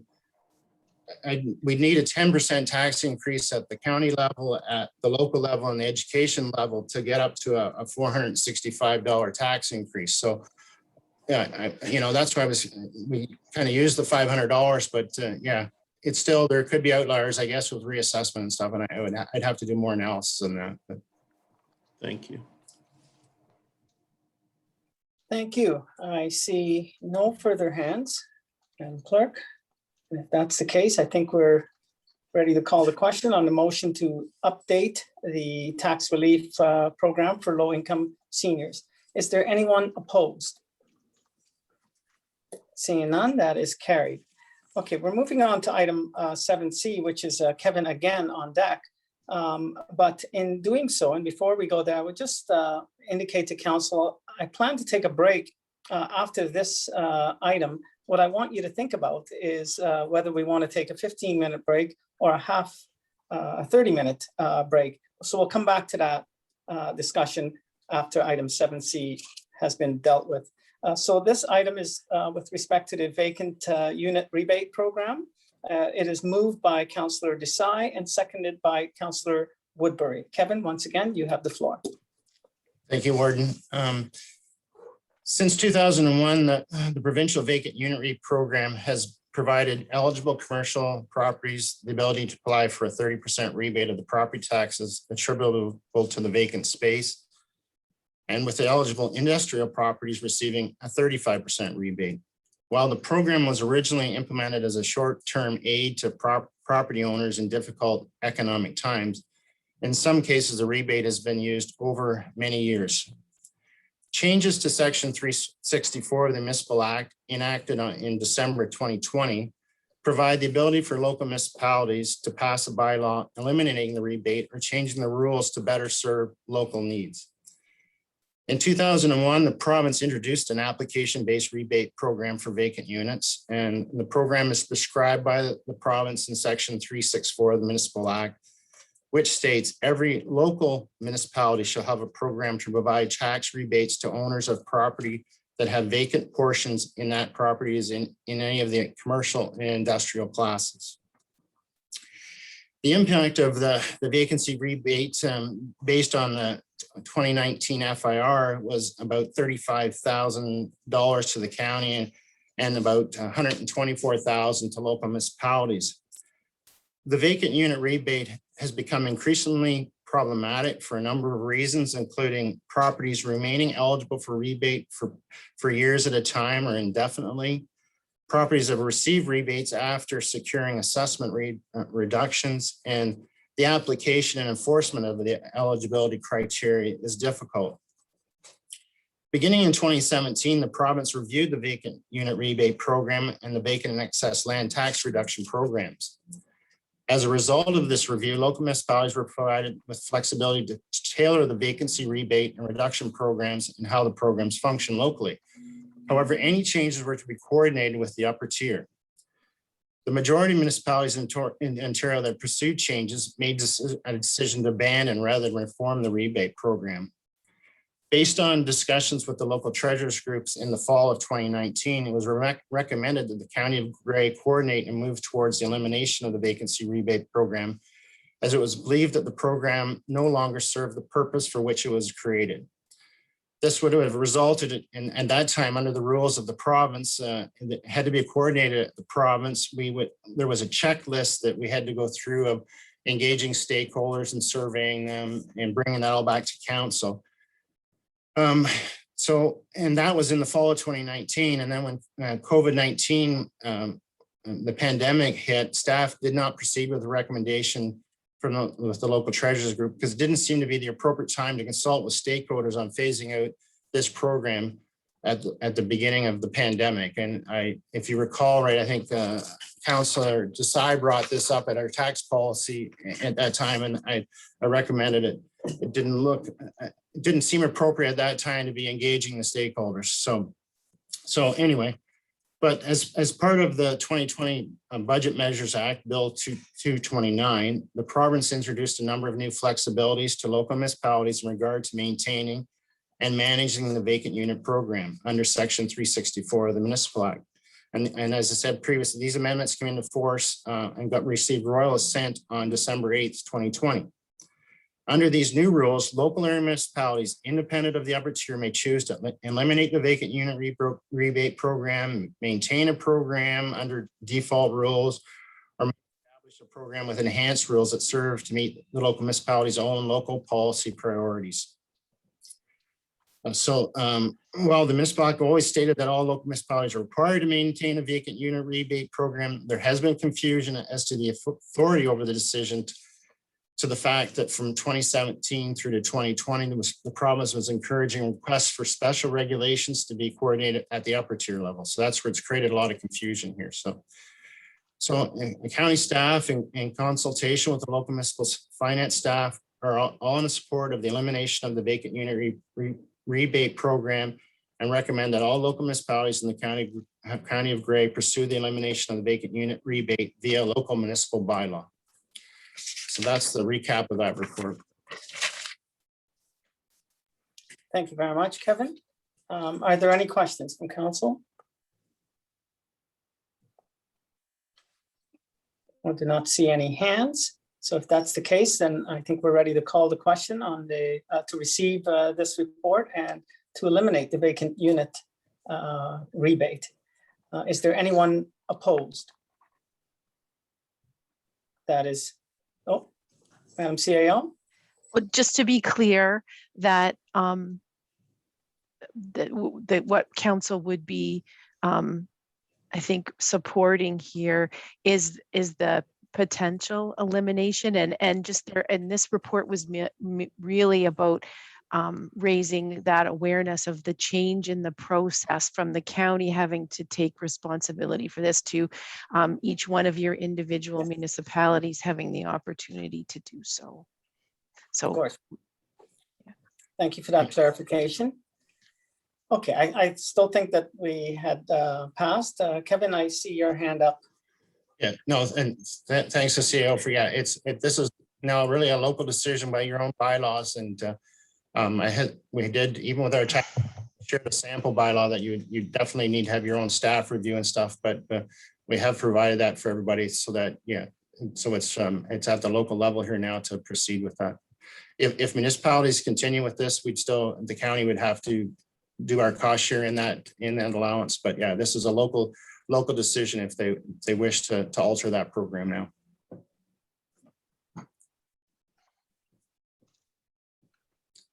Oops, sorry about that. So thank you very much. And just to be clear, no one opposed the vote, correct? Excellent. All right, so now we are ready to take a break, and I'm going to ask if people want to take we have 3 items left to deal with. Councillor Desai, you have your hand up. I was going to answer the anticipated question of if we could have 30 minutes, I would appreciate that. Okay, so why don't we sort of maybe show of hands.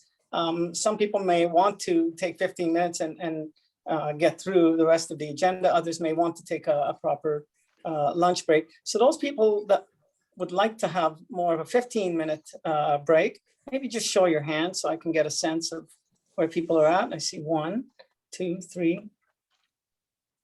Good number. Okay, and those people who want to take a half-hour break. 3. Half-hour break, Councillor Desai, doesn't include a nap. You underestimate, sir. You underestimate my abilities of napping. Okay, so it looks like we're going to be taking a 15-minute break. So what we could, 15, why don't we say that we will come back at 25 past. 25 past 12, would that work for everyone? Okay. So turn off your video and mute, please, and we'll see you at 25 past 12.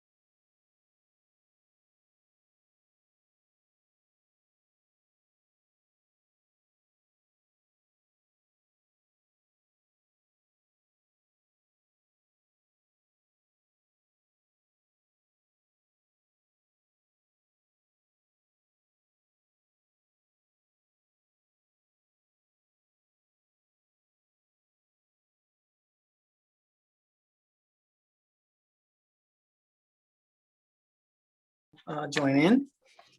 So welcome back. We're dealing with item 7D now, which is with respect to the White Rose subdivision in the lovely land of Southgate.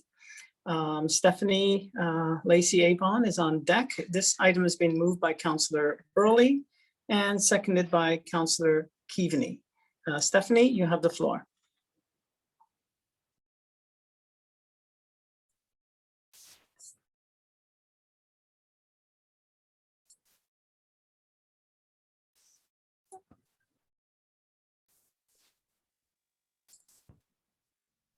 Thank you, Mr. Warden and County Council. Sorry, I had multiple streams going on. I'm just going to share my screen.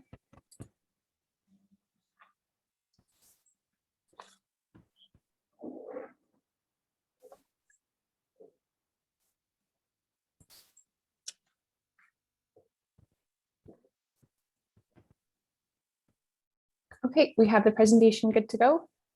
Not yet, it's buffering.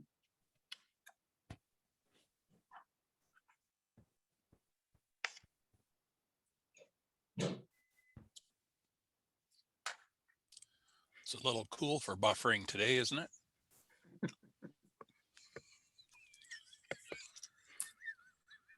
Is it appropriate to respond to that with okay, boomer? No, not at all. No, don't be tempted. On your advice, Mr. Warden, I will resist. Please do. Sorry, we'll try again. Yeah, Stephanie, try again. We seem to be having some issues here. Okay. There you go. That working? Okay. Yes, good. Thank you. Perfect. Stephanie, would it make better to move on and deal with the forest plan and thoughts? You should be good to go. I just turned off my video. Is that okay? All right. I can see your screen. Yes. Okay, perfect. So we have, again, thank you, Mr. Warden and County Council. The following is a report addendum to PDR CW 3518, and it's with regards to White Rose plan of subdivision located in Dundalk in the township of Southgate. So the following are the subject lands, and they're located northwest in Dundalk, and they're along the settlement area boundary. Settlement area boundary is just right here. So these are currently actively farmed lands still.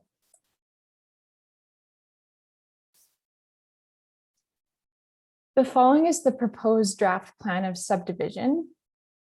Some of you may recall back in 2018, we received the initial submission of this subdivision, and it didn't proceed to a public meeting. The property owner changed consultants, and they then proceeded with a different planning consultant team, and they revised the entire plan.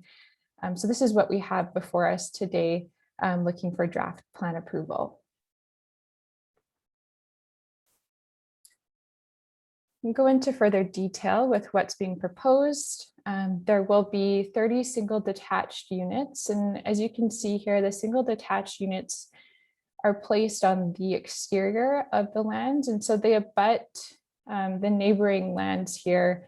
There's a neighboring development on the west side as well as on the south side, and they will be, the adjacent lands are also single family dwelling units. So to be sensitive to what's adjacent.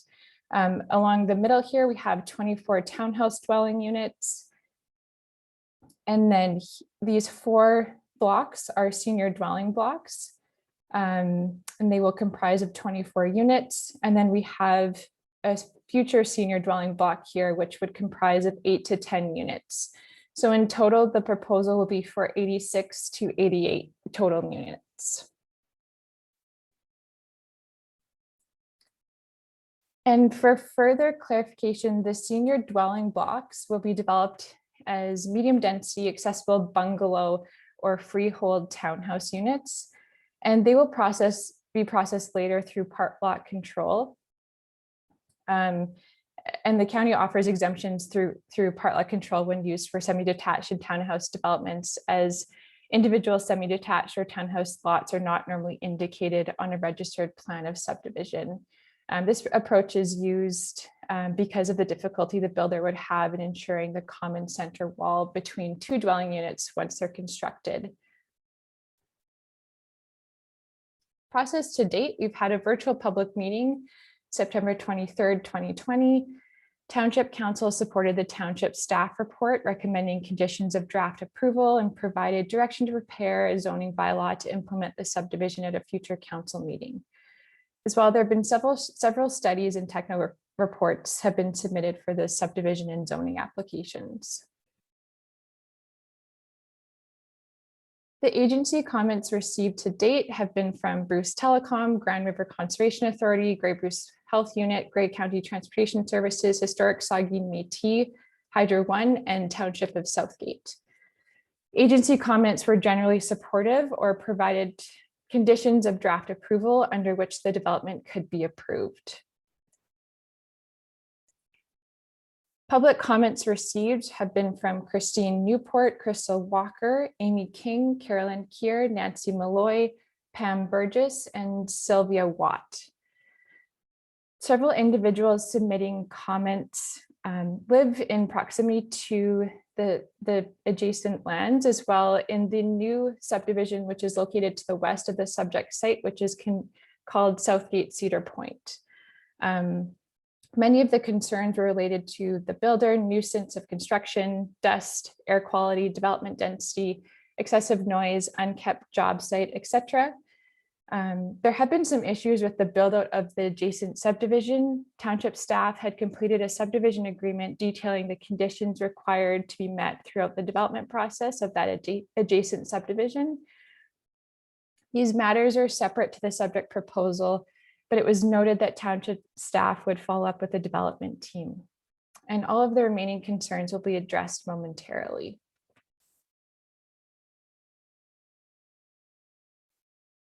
So the subject lands are designated as primary settlement area and hazard lands in the county official plan.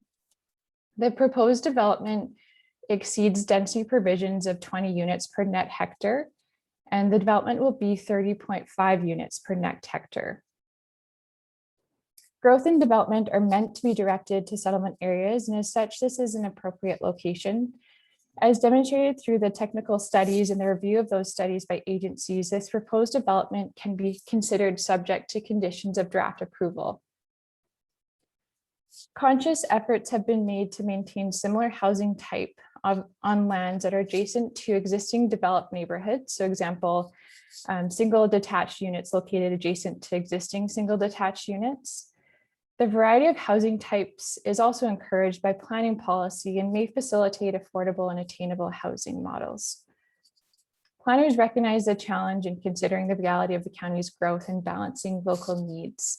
Opportunities exist for local municipalities to develop urban design guidelines, which can enhance neighborhood aesthetics and development standards, contributing to establishing complete communities. As well, it is important to note that development in part is driven by the market demand, and it will be important to follow up with this development once completed to understand whether the housing types proposed were considered favorably in the local community market. The lands are also designated neighborhood area under the township's official plan. Access to the development will be through extension of Bradley Street, which is a north-south street that runs currently north-south, and there will be a future connection to the north should the settlement area expand. There's also a connection to the west, which is an extension from the adjoining subdivision, Southgate Cedar Point. With respect to safety of children, as well as other residents when construction is looking to take place, they will be modifying the posted speed limit to be 40 kilometers per hour in vicinity, as well as incorporating additional stop signs. There was a question around whether or not there's an opportunity for trail development. The township had noted that at this point they have sufficient existing trail amenities and park amenities, and they were looking to seek a contribution to fund the parkland dedication. As well, there is the CP Rail Trail and the Dundalk Sport Complex within 300 meters of the subject site.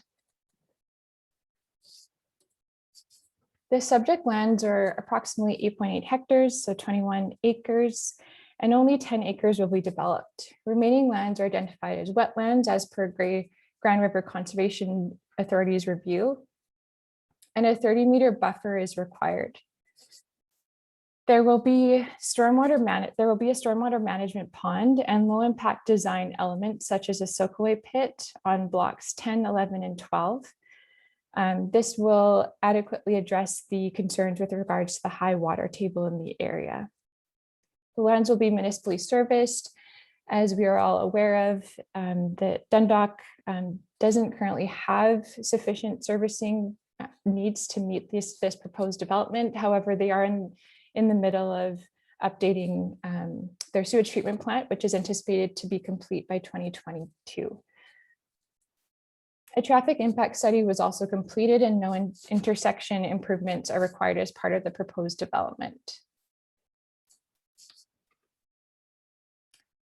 At this point, county staff are satisfied that the proposal has regard for matters of provincial interest under the Planning Act, is consistent with the provincial policy statement, conforms to the 2019 county official plan, and conforms to the Township of Southgate official plan. The recommendation before us today is county staff are recommending the final report for the White Rose subdivision be received, that all written and oral submissions were considered, the effect of which helped make an informed recommendation and decision, and that Grey County Committee of the Whole approves this plan of subdivision to create a total of 86 to 88 units, subject to the conditions set out in the notice of decision. At this point, that concludes my presentation. I know the developer is sitting in on the line as well. Sorry, the consultant, and can take any questions, and I'd be happy to address any at this point. Thank you very much, Stephanie. I wonder if we could go back to seeing everyone so I can see if people have questions. Thank you.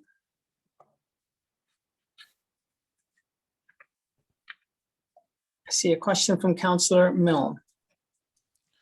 Thank you, Mr. Warden, and thank you, Stephanie, for the report on the proposed subdivision.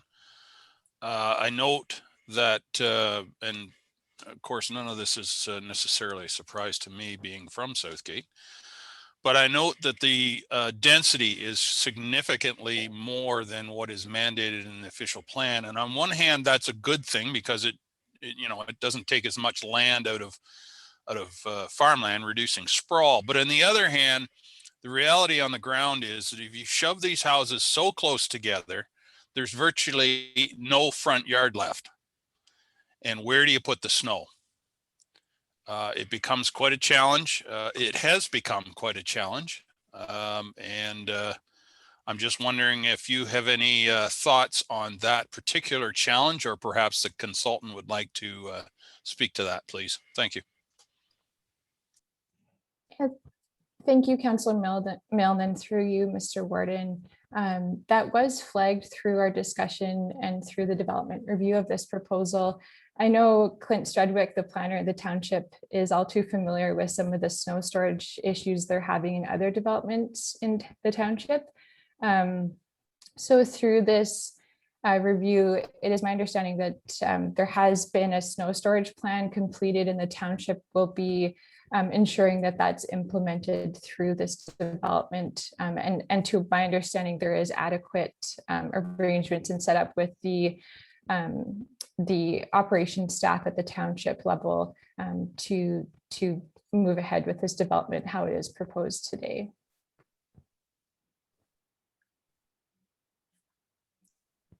Good, Councillor Milne? Sure, thank you. Okay, are there any other questions? I don't see any other hands, Madam Clerk. Yes, Councillor Keaveney. Mr. Warden. Thank you. I just wondered if I could ask Stephanie, and I know that you touched on it during your presentation, but can you clarify for me or expand upon your comment of affordability and attainability. Is the entire project fitting within that category or just a portion of? If you could repeat that for me. Yes, for sure. Through you, Mr. Warden. The challenge planners have in approving developments of this nature is that we really can't have any control or influence the market price in which the property owner will be then listing these lots for sale. Unfortunately, we just don't have the tools at our disposal to ensure that. But through having variety of housing types, so there will be townhouse units, single detached, as well future senior dwelling blocks, which our understanding is those senior dwelling units will be designed to be accessible in nature and likely smaller scale as well. So through that, there would likely be an influence in the pricing models associated with the overall square footage. So that hopefully will help influence some sort of reduction in pricing for the housing that is being proposed. Anything else, Councillor Keaveney? Thank you, Mr. Warden. I'm good. Thank you so much. Okay. And now I really do not see any other hands. Stephanie, perhaps I could ask, I note that the total units is 86 to 88. And that the senior dwelling blocks are 32 to 34, which I guess is affecting that 86 to 88.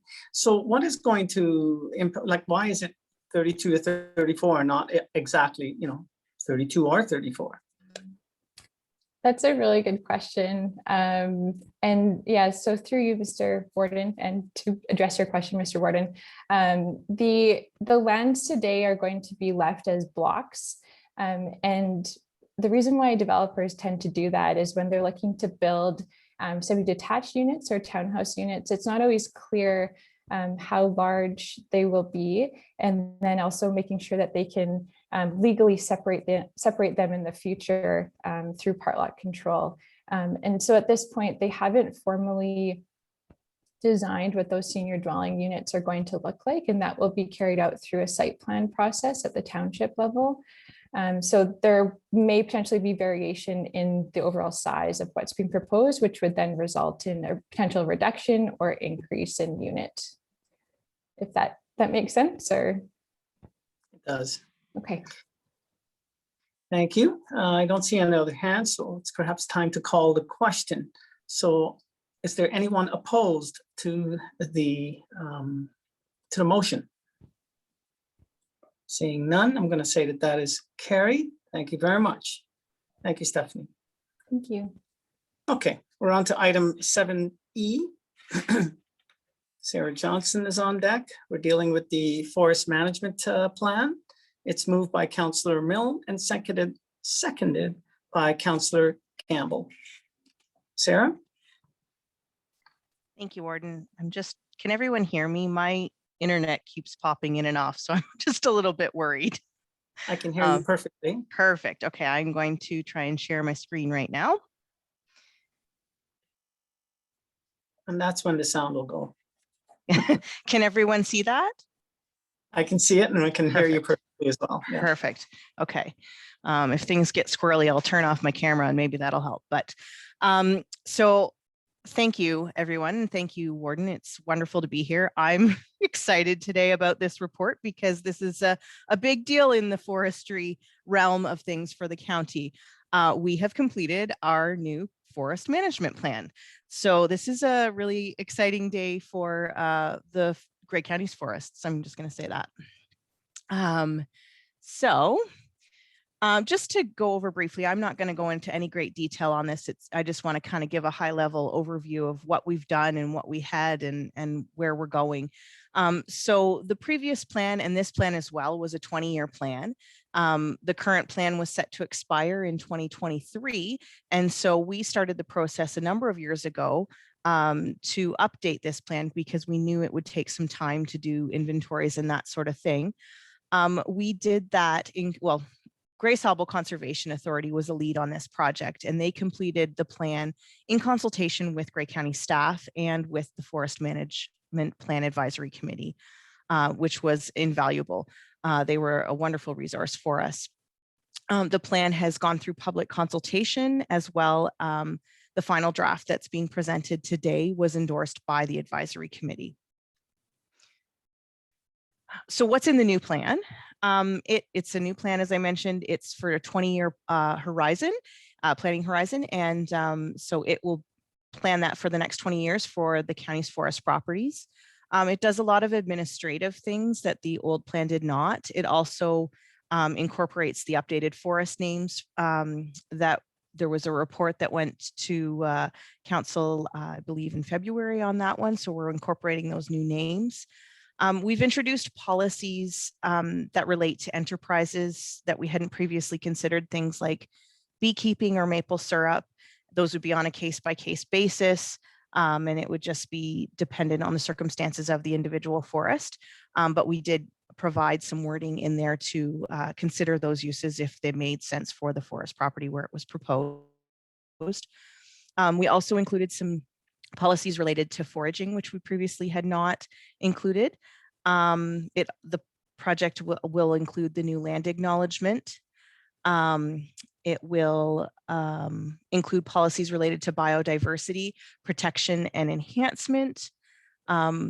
It has some wording in it that deals with species at risk and directs to do surveys to mitigate those species if they are found and to protect them during the harvest or any harvest that would occur. It also addresses invasive species and how we could deal with those. And there's consideration of climate change adaptation and mitigation. So the key component is that it will ensure that our forests are managed sustainably, which is what we want in Grey County.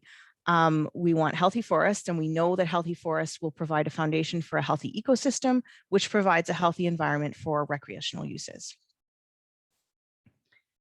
So that's basically all I really had to say about the new plan. I could talk a lot more about it, but I'm not going to bore you all with that.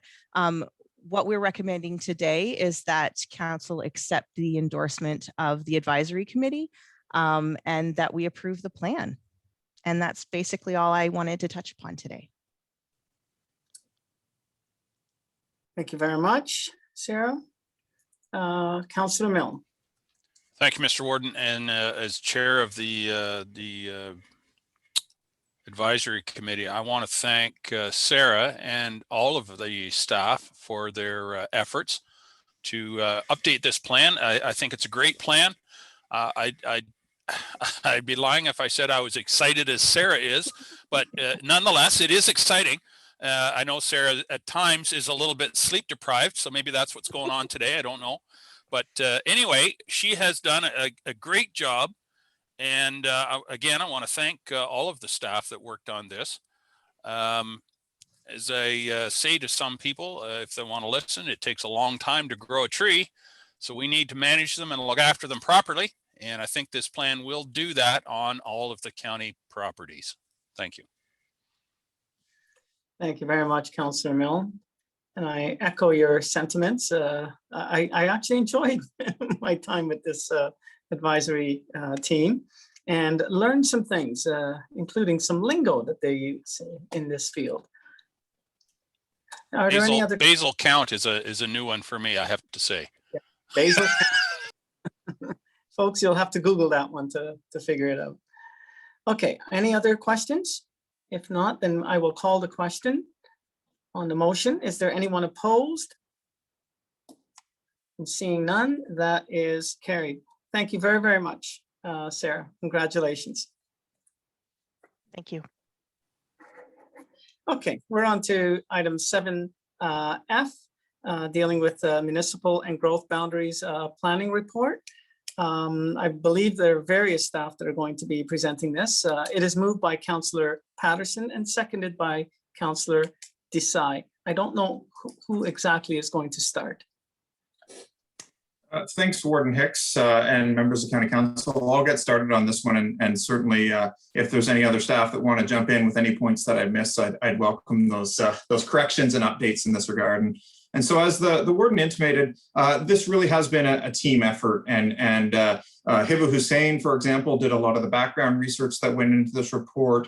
We've been talking regularly as a department and also with our member municipalities. Economic development staff, as well as CAO Kim Wingrove, has also been instrumental in shaping what went into this report. I will say we also built off some of the research that Town of Hanover and their consultants did. So we've tried to pull it all together in a relatively concise report in this regard. So as members of council may remember, this is an update from a report that happened almost exactly a year ago. I think maybe it was one of the last reports that went through council before the pandemic hit, and so it was a very different time.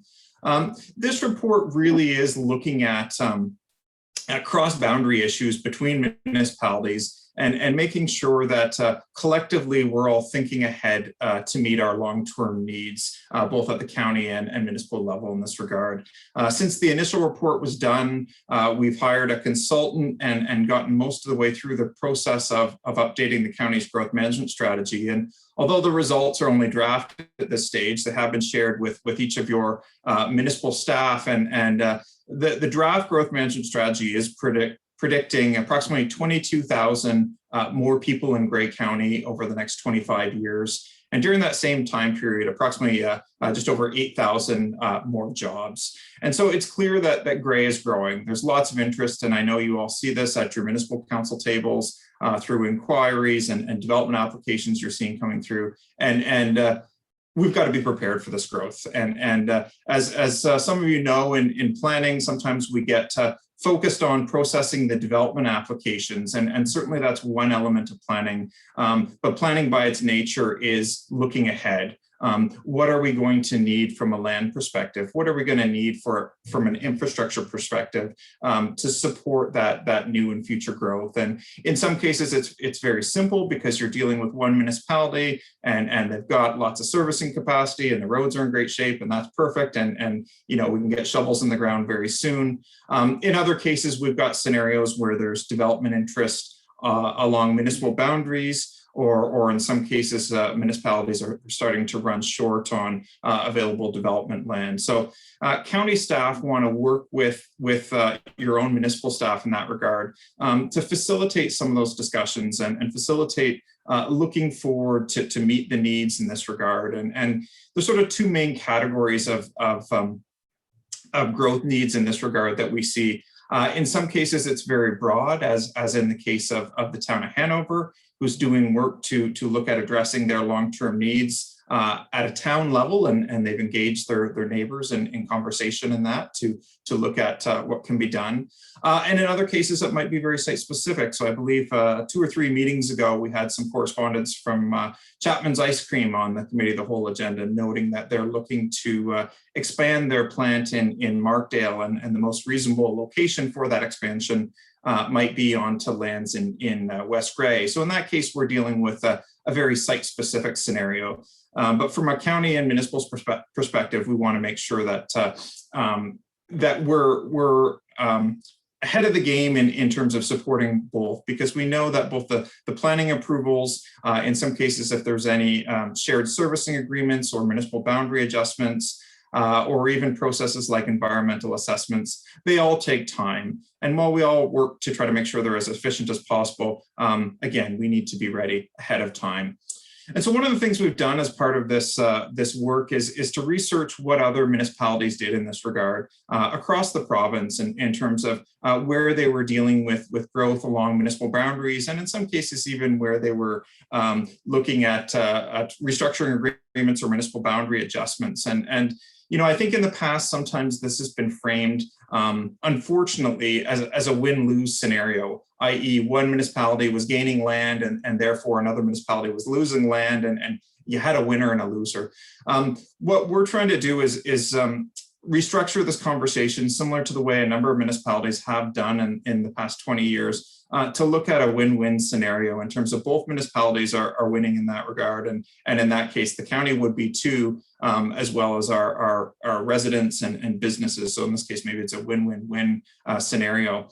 And we've looked at the types of agreements that other municipalities did. And again, Hanover looked in detail at some of this work as well as part of their research. And there's a number of formulas that we've come across whereby they were able to turn them into mutually beneficial arrangements in that regard.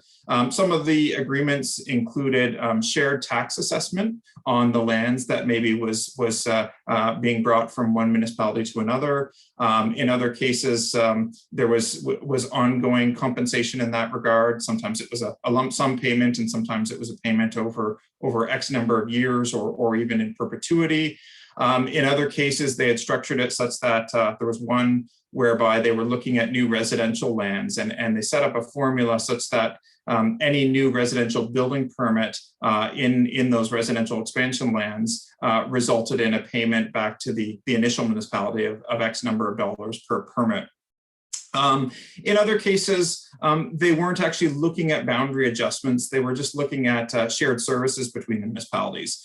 So in some cases, there was funding arrangements set out to pay for those infrastructure expansions, whether they be water or service or wastewater pipes in that regard.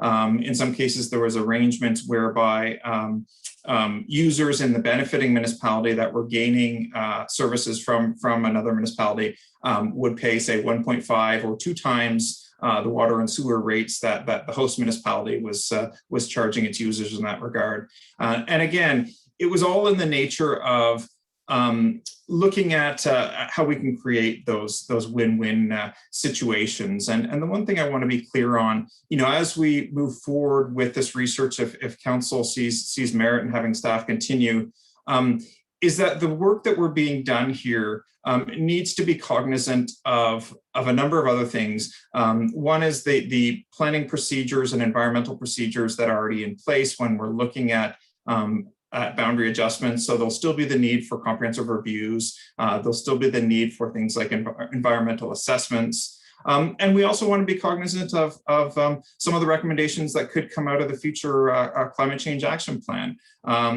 Where we're growing our boundaries, we want to look very carefully at that to make sure we are using our land and services efficiently, both from a taxpayer perspective in terms of making sure that we're getting good value for our taxpayer, but also from an environmental perspective and a preservation of farmland and our natural features perspective. So although this research in some cases will be looking ultimately at boundary expansions potentially, there are going to be, and there are currently, a number of safeguards in place to ensure that these expansions, if they happen, are only happening in a responsible fashion.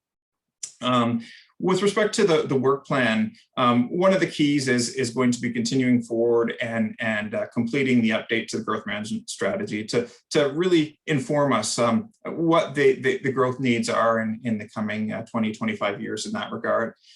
Following that, and as part of this process, we'd like to set up meetings with each of our 9 member municipalities just to really get a better feel for what they're experiencing on the ground, what they're seeing from a growth perspective in that regard, what their current infrastructure levels are at. So, where are they at with water and wastewater capacity in that regard, roads needs and stuff like that. So we see merit in having these individual discussions, and then ultimately also moving forward with discussions between municipalities. So maybe it would be the county and 2 municipalities all sitting around the table at the same time to talk about where we might move forward and looking at those situations where everyone can benefit in that regard.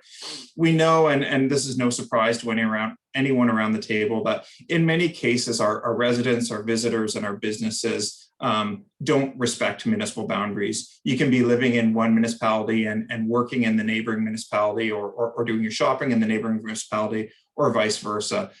So, while municipal boundaries are very important to everyone sitting around the table here, and certainly staff are very cognizant, we know that we need to be prepared in this regard.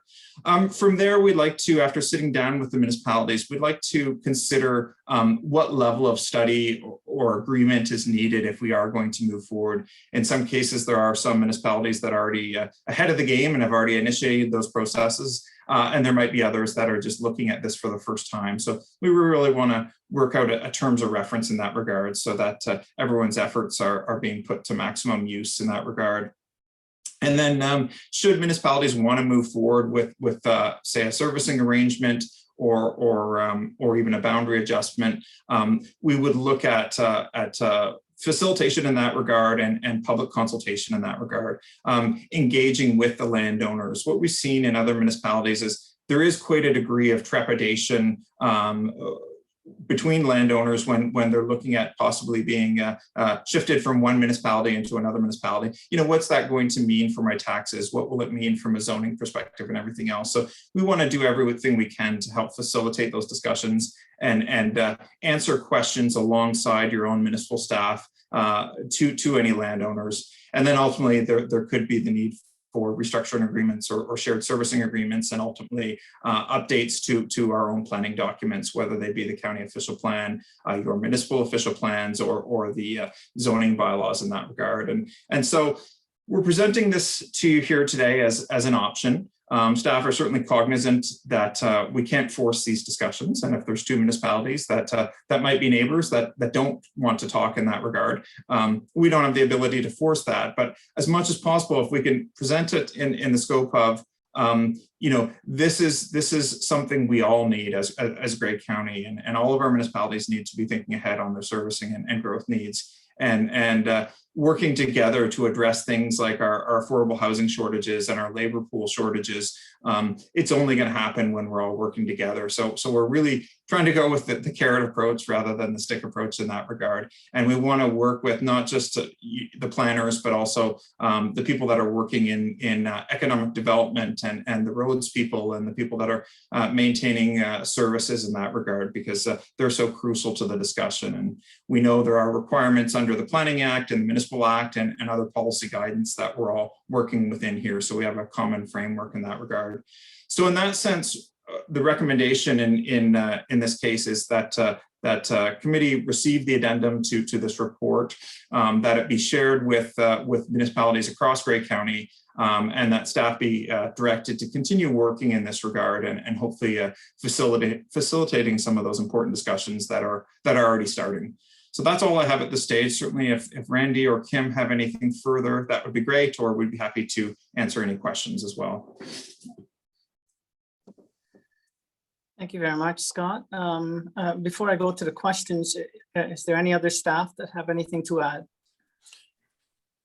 Through you, Mr. Warden, I think Scott's done an excellent job, as always, summarizing the report. As Scott indicated, it's been a group effort based on some of the research that's been done in terms of trying to identify those win-win situations like Scott identified, and you know, we've tried to develop a proposed work plan to work with local municipalities to facilitate these discussions, which I think are so vitally important, as for the reasons that Scott previously indicated. So, you know, ultimately, you know, I think from a county staff perspective, what we want to see is that all our settlement areas throughout the county have the ability to properly plan and plan for their future growth. And so we hope that through this proposed work plan that we'll be able to move forward with those discussions, be more proactive, and allow for these discussions to occur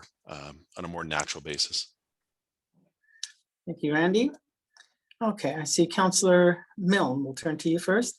Thank you, Mr. Warden, and thank you, Scott, for the report. Very thorough, as always. Do you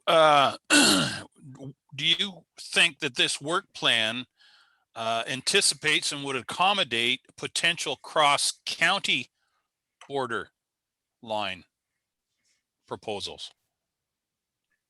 Yeah, so through you, Mr. Warden, that's a great point, and maybe I should have raised it in the presentation a little better.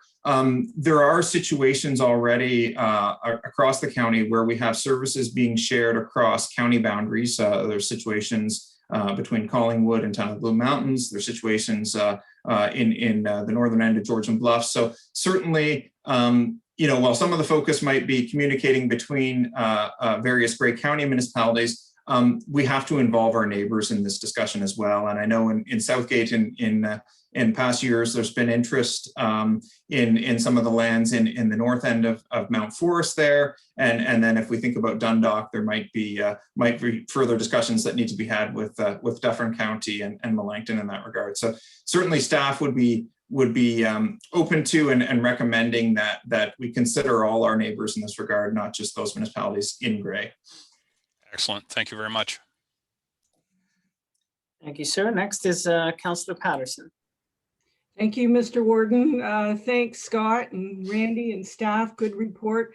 I'm really pleased that you mentioned that we have to be ready and prepared for growth, because if we aren't, we may lose it, or even worse, it's going to happen and it's not going to benefit Grey County.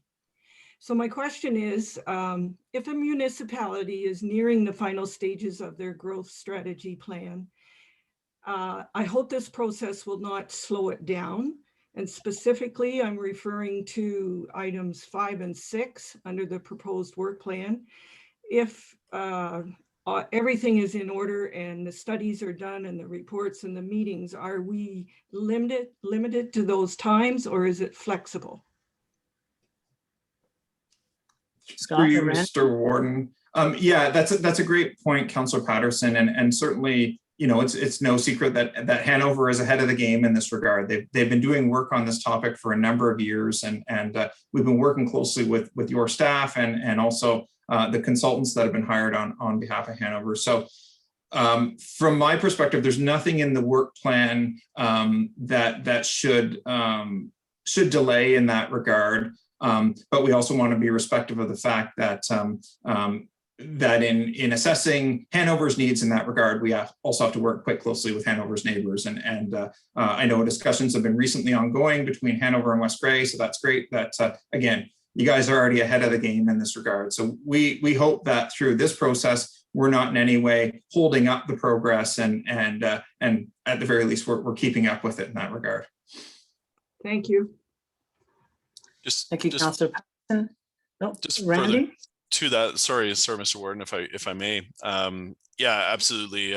We don't want to duplicate any process that's already underway. We want to align with those the processes, and like Scott said, obviously Hanover's ahead of the game on this, and so any ability that county staff can provide and help facilitate those discussions between Hanover and the named municipalities, or any other municipality that's already starting to look at these aspects, we want to obviously facilitate and help in any way that we can, and align with those processes versus providing any further delays with those ongoing processes. Thank you, Randy. Councillor Desai. Thank you, Mr. Warden. I think Councillor Milne raised a great point, and I have a question with regards to the response to it. Regardless of how the expansion happens, wouldn't there always be shared services with neighboring or border municipalities between two counties? For example, it's been mentioned that there are shared services between Adam Blue Mountains and Collingwood. I mean, there's also a possibility, depending on how that expansion happens, that there could be shared services between Collingwood and a municipality or a different border municipality to Collingwood. So is staff recommending, and this is where I was unclear, that there could be a possibility that Grey County municipalities would expand into Bruce and Simcoe counties, or there would be a better working relationship between the two counties and the municipalities? And I'm a little unclear on what exactly was being suggested there. So if I think it was Scott that answered it, if Scott could expand on that response, Mr. Warden, I would really appreciate that. Thank you. Sure, through you, Mr. Warden. Thank you for the question, Councillor Desai. It's a good question. At this stage, staff aren't formally recommending that Grey would expand into Bruce or Simcoe or Wellington. What we're recommending, I think, is that we explore all options with respect to accommodating growth. And when I say all options, that's everything from intensifying within our own boundaries to looking at boundary expansions, to looking at shared services. And when I say shared services, I guess I should be more clear because, you know, in most cases, we already have boundary roads that are jointly managed between two municipalities or two counties in that regard. So in that sense, there's already a form of shared service. Some of the other shared services I was thinking about more specifically were say water and sewer servicing. And in some cases, we do have water services that cross a county line, and in some cases, we have wastewater agreements in that regard. But I think we need to look a little bit more broadly too, beyond just some of the hard infrastructure needs in terms of our roads and our water and our sewer pipes, and look at further areas for collaboration in that regard. And there might be additional shared soft services that would benefit both municipalities or multiple municipalities in that regard. And so I see no sort of inhibitors on why that can't be part of the discussion too. So just to get back to your question more specifically, we're not suggesting that we need to grow into our neighboring counties at this stage, but we're suggesting we need to work with our neighboring counties and municipalities to explore all options to accommodate both our growth and their growth in that regard, because we know we have settlement areas in neighboring counties that abut against Gray. So we need to consider what their long-term needs are as well. So hopefully that answers your question, Councillor Desai. You're good, Councillor Desai. Thank you. Next is Councillor Soever. Thank you, Mr. Warden. Certainly, thank you for the report. Certainly identifies a lot of issues. Of course, the good news on this is we're already moving forward with this initiative, kind of in that the Mayor of Collingwood has asked members to participate in a South Georgian Bay Regional Mayors Forum. Our kickoff meeting is next Monday, and this forum is to discuss issues of mutual interest. So it's great. It involves, you know, Blue Mountains, Grey Highlands, Clearview, Wasaga Beach, and Collingwood. And together, I think those municipalities have a population of about 100,000 people. So we have a lot of issues in common. One of the issues, of course, is traffic. And, you know, how does the traffic flow here? With Collingwood, we already have a police services board together with those. It is one detachment, but we have our own little sub-detachment here with its own office. So there are soft services that are being shared. So I think this is a great thing to start a discussion on what can be done efficiently. Certainly in terms of the community safety and well-being plan, since our policing is tied with Collingwood, and a lot of the policing, the Collingwood Blue Mountains detachment has a mental health team. That mental health team receives its support from the Collingwood General Marine Hospital. So there are a lot of cross-border issues. The most recent one is vaccination, of course. Many people that have their doctors in Collingwood are getting calls from the South Georgian Bay Family Health Team, and they're being directed to the vaccination clinic in Collingwood. So there are a lot of complex cross-border issues, and we're very happy to report that we're going to have this Mayor's Roundtable, which will allow us to discuss these issues with our neighbors. And I think, you know, this report, you know, just identifies the importance of that. Now, I just have one question. You mentioned the growth management study that's being completed right now. When do we expect the final report on that? I think you mentioned, and I didn't write it down here, but you were saying about 20,000 more residents over what time period? Sure, through you, Mr. Warden, to Councillor Sarver's question.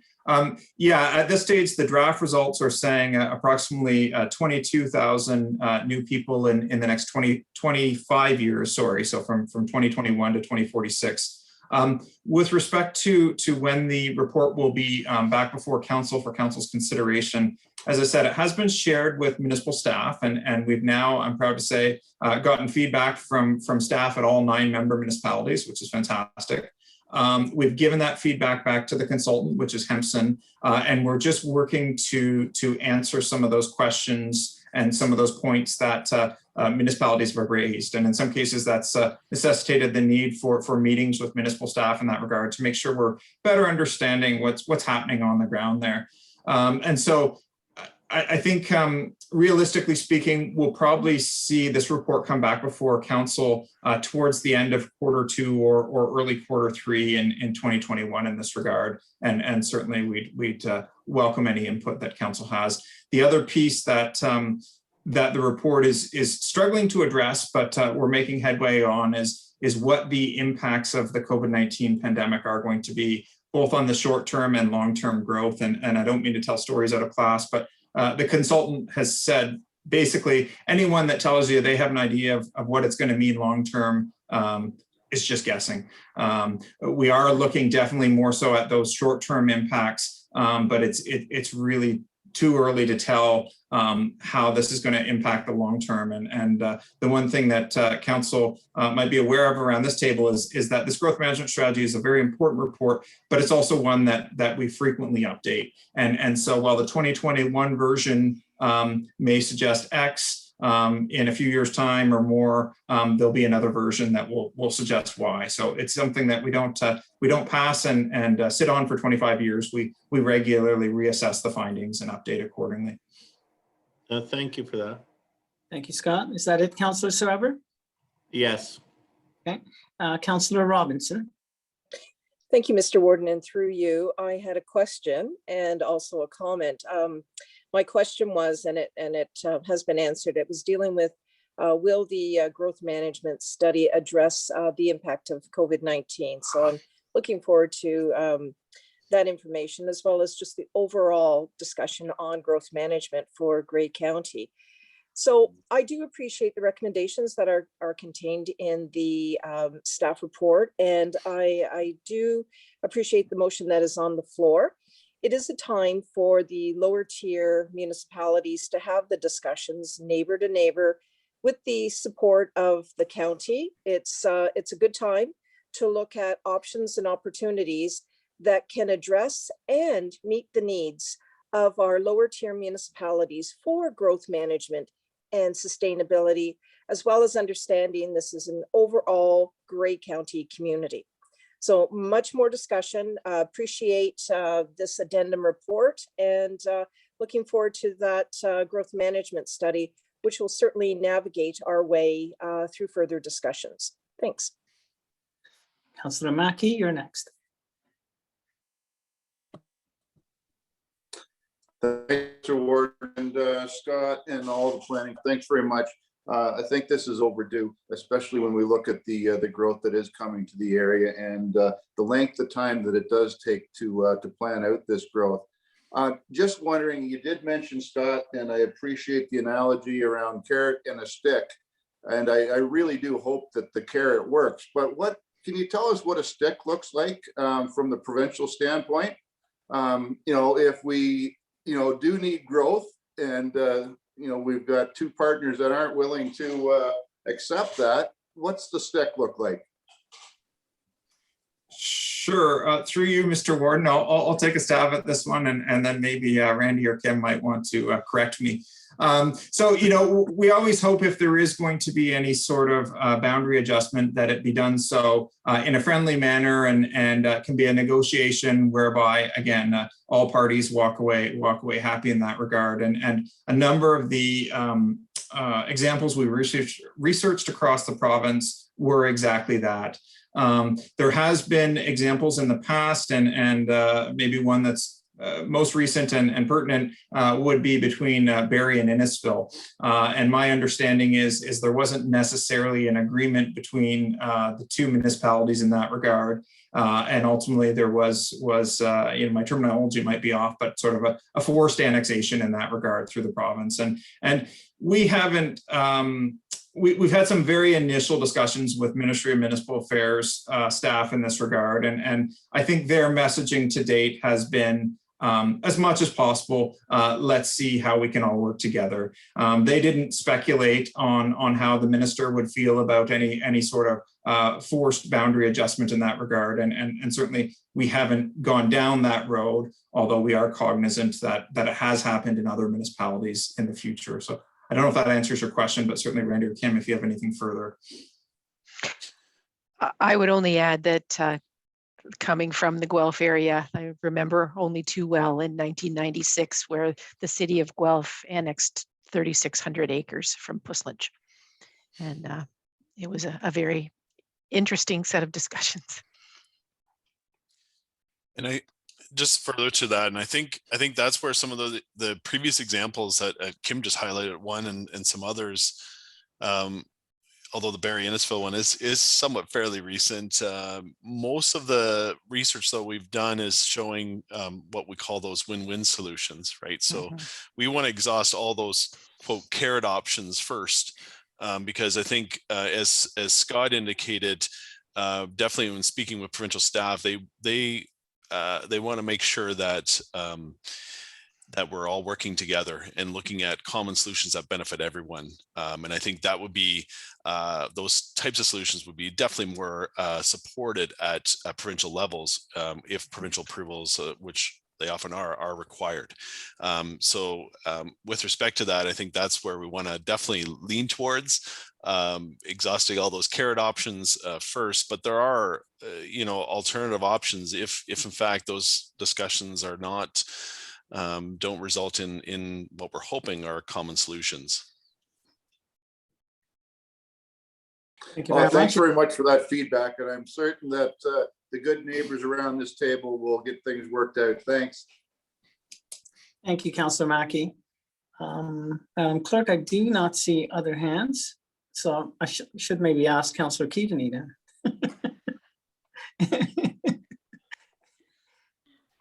Mr. Gordon, thank you so much. And this time I actually don't have a question. Thank you. There we go. Okay. So we've had a good discussion. So that said, it's maybe time to call the question on the motion before us. Is there anyone opposed? Seeing none, I will say that that is carried. Thank you very much. Okay, we are moving on now to item number 8, which is other business. Madam CAO, I don't think. No, I don't think Jennifer's available just at this moment. Yes. So with your permission, I'll go ahead and speak. I wanted to let council know, you'd recall back in January, we had a report to the Committee of Management about the ongoing discussions we've had with the province regarding the creation of a behavioral support transition unit at Grey Gables. So this is would be 20 beds out of the Grey Gables residents that would be specifically for those who are most in need of specialized support and service. At the time we were approached by the province at the end of last year, they had adjusted our proposal and shortened the timeline for a pilot, which is how these things always begin, is on a pilot basis, to the point where we felt in the middle of COVID, it was going to be an awful lot of effort without enough time to really prove the concept and get all the learning that we would and they should have been getting out of it. So at the time, the committee and yourselves after that supported the idea that we wanted to have a BSTU, but gave direction to staff to continue to try and negotiate a more appropriate timeline with the province. So we've done that. Originally, I was told that it simply couldn't be extended. And then late yesterday, I was advised that they were able to make that extension. So we have now secured approval for a 2-year pilot for a behavioral support transition unit at Grey Gables. And we'll be moving forward to get that up and running as quickly as we can. Very good. Thank you very much. Any questions from anyone on that? Then is there any other business? Seeing none, we'll move on to item number 9, any notices of motion? I do not see any. That brings us to item number 10, adjournment. So it's been. Yeah. I'm sorry, Mr. Warden, I do see. Sorry, Mr. Counselor Warden. Desai. It's not a notice of motion. I was sort of trying to draw attention on the other business, and I'm sure the CAO is getting tired of me asking this, but are we any closer to being back in chambers?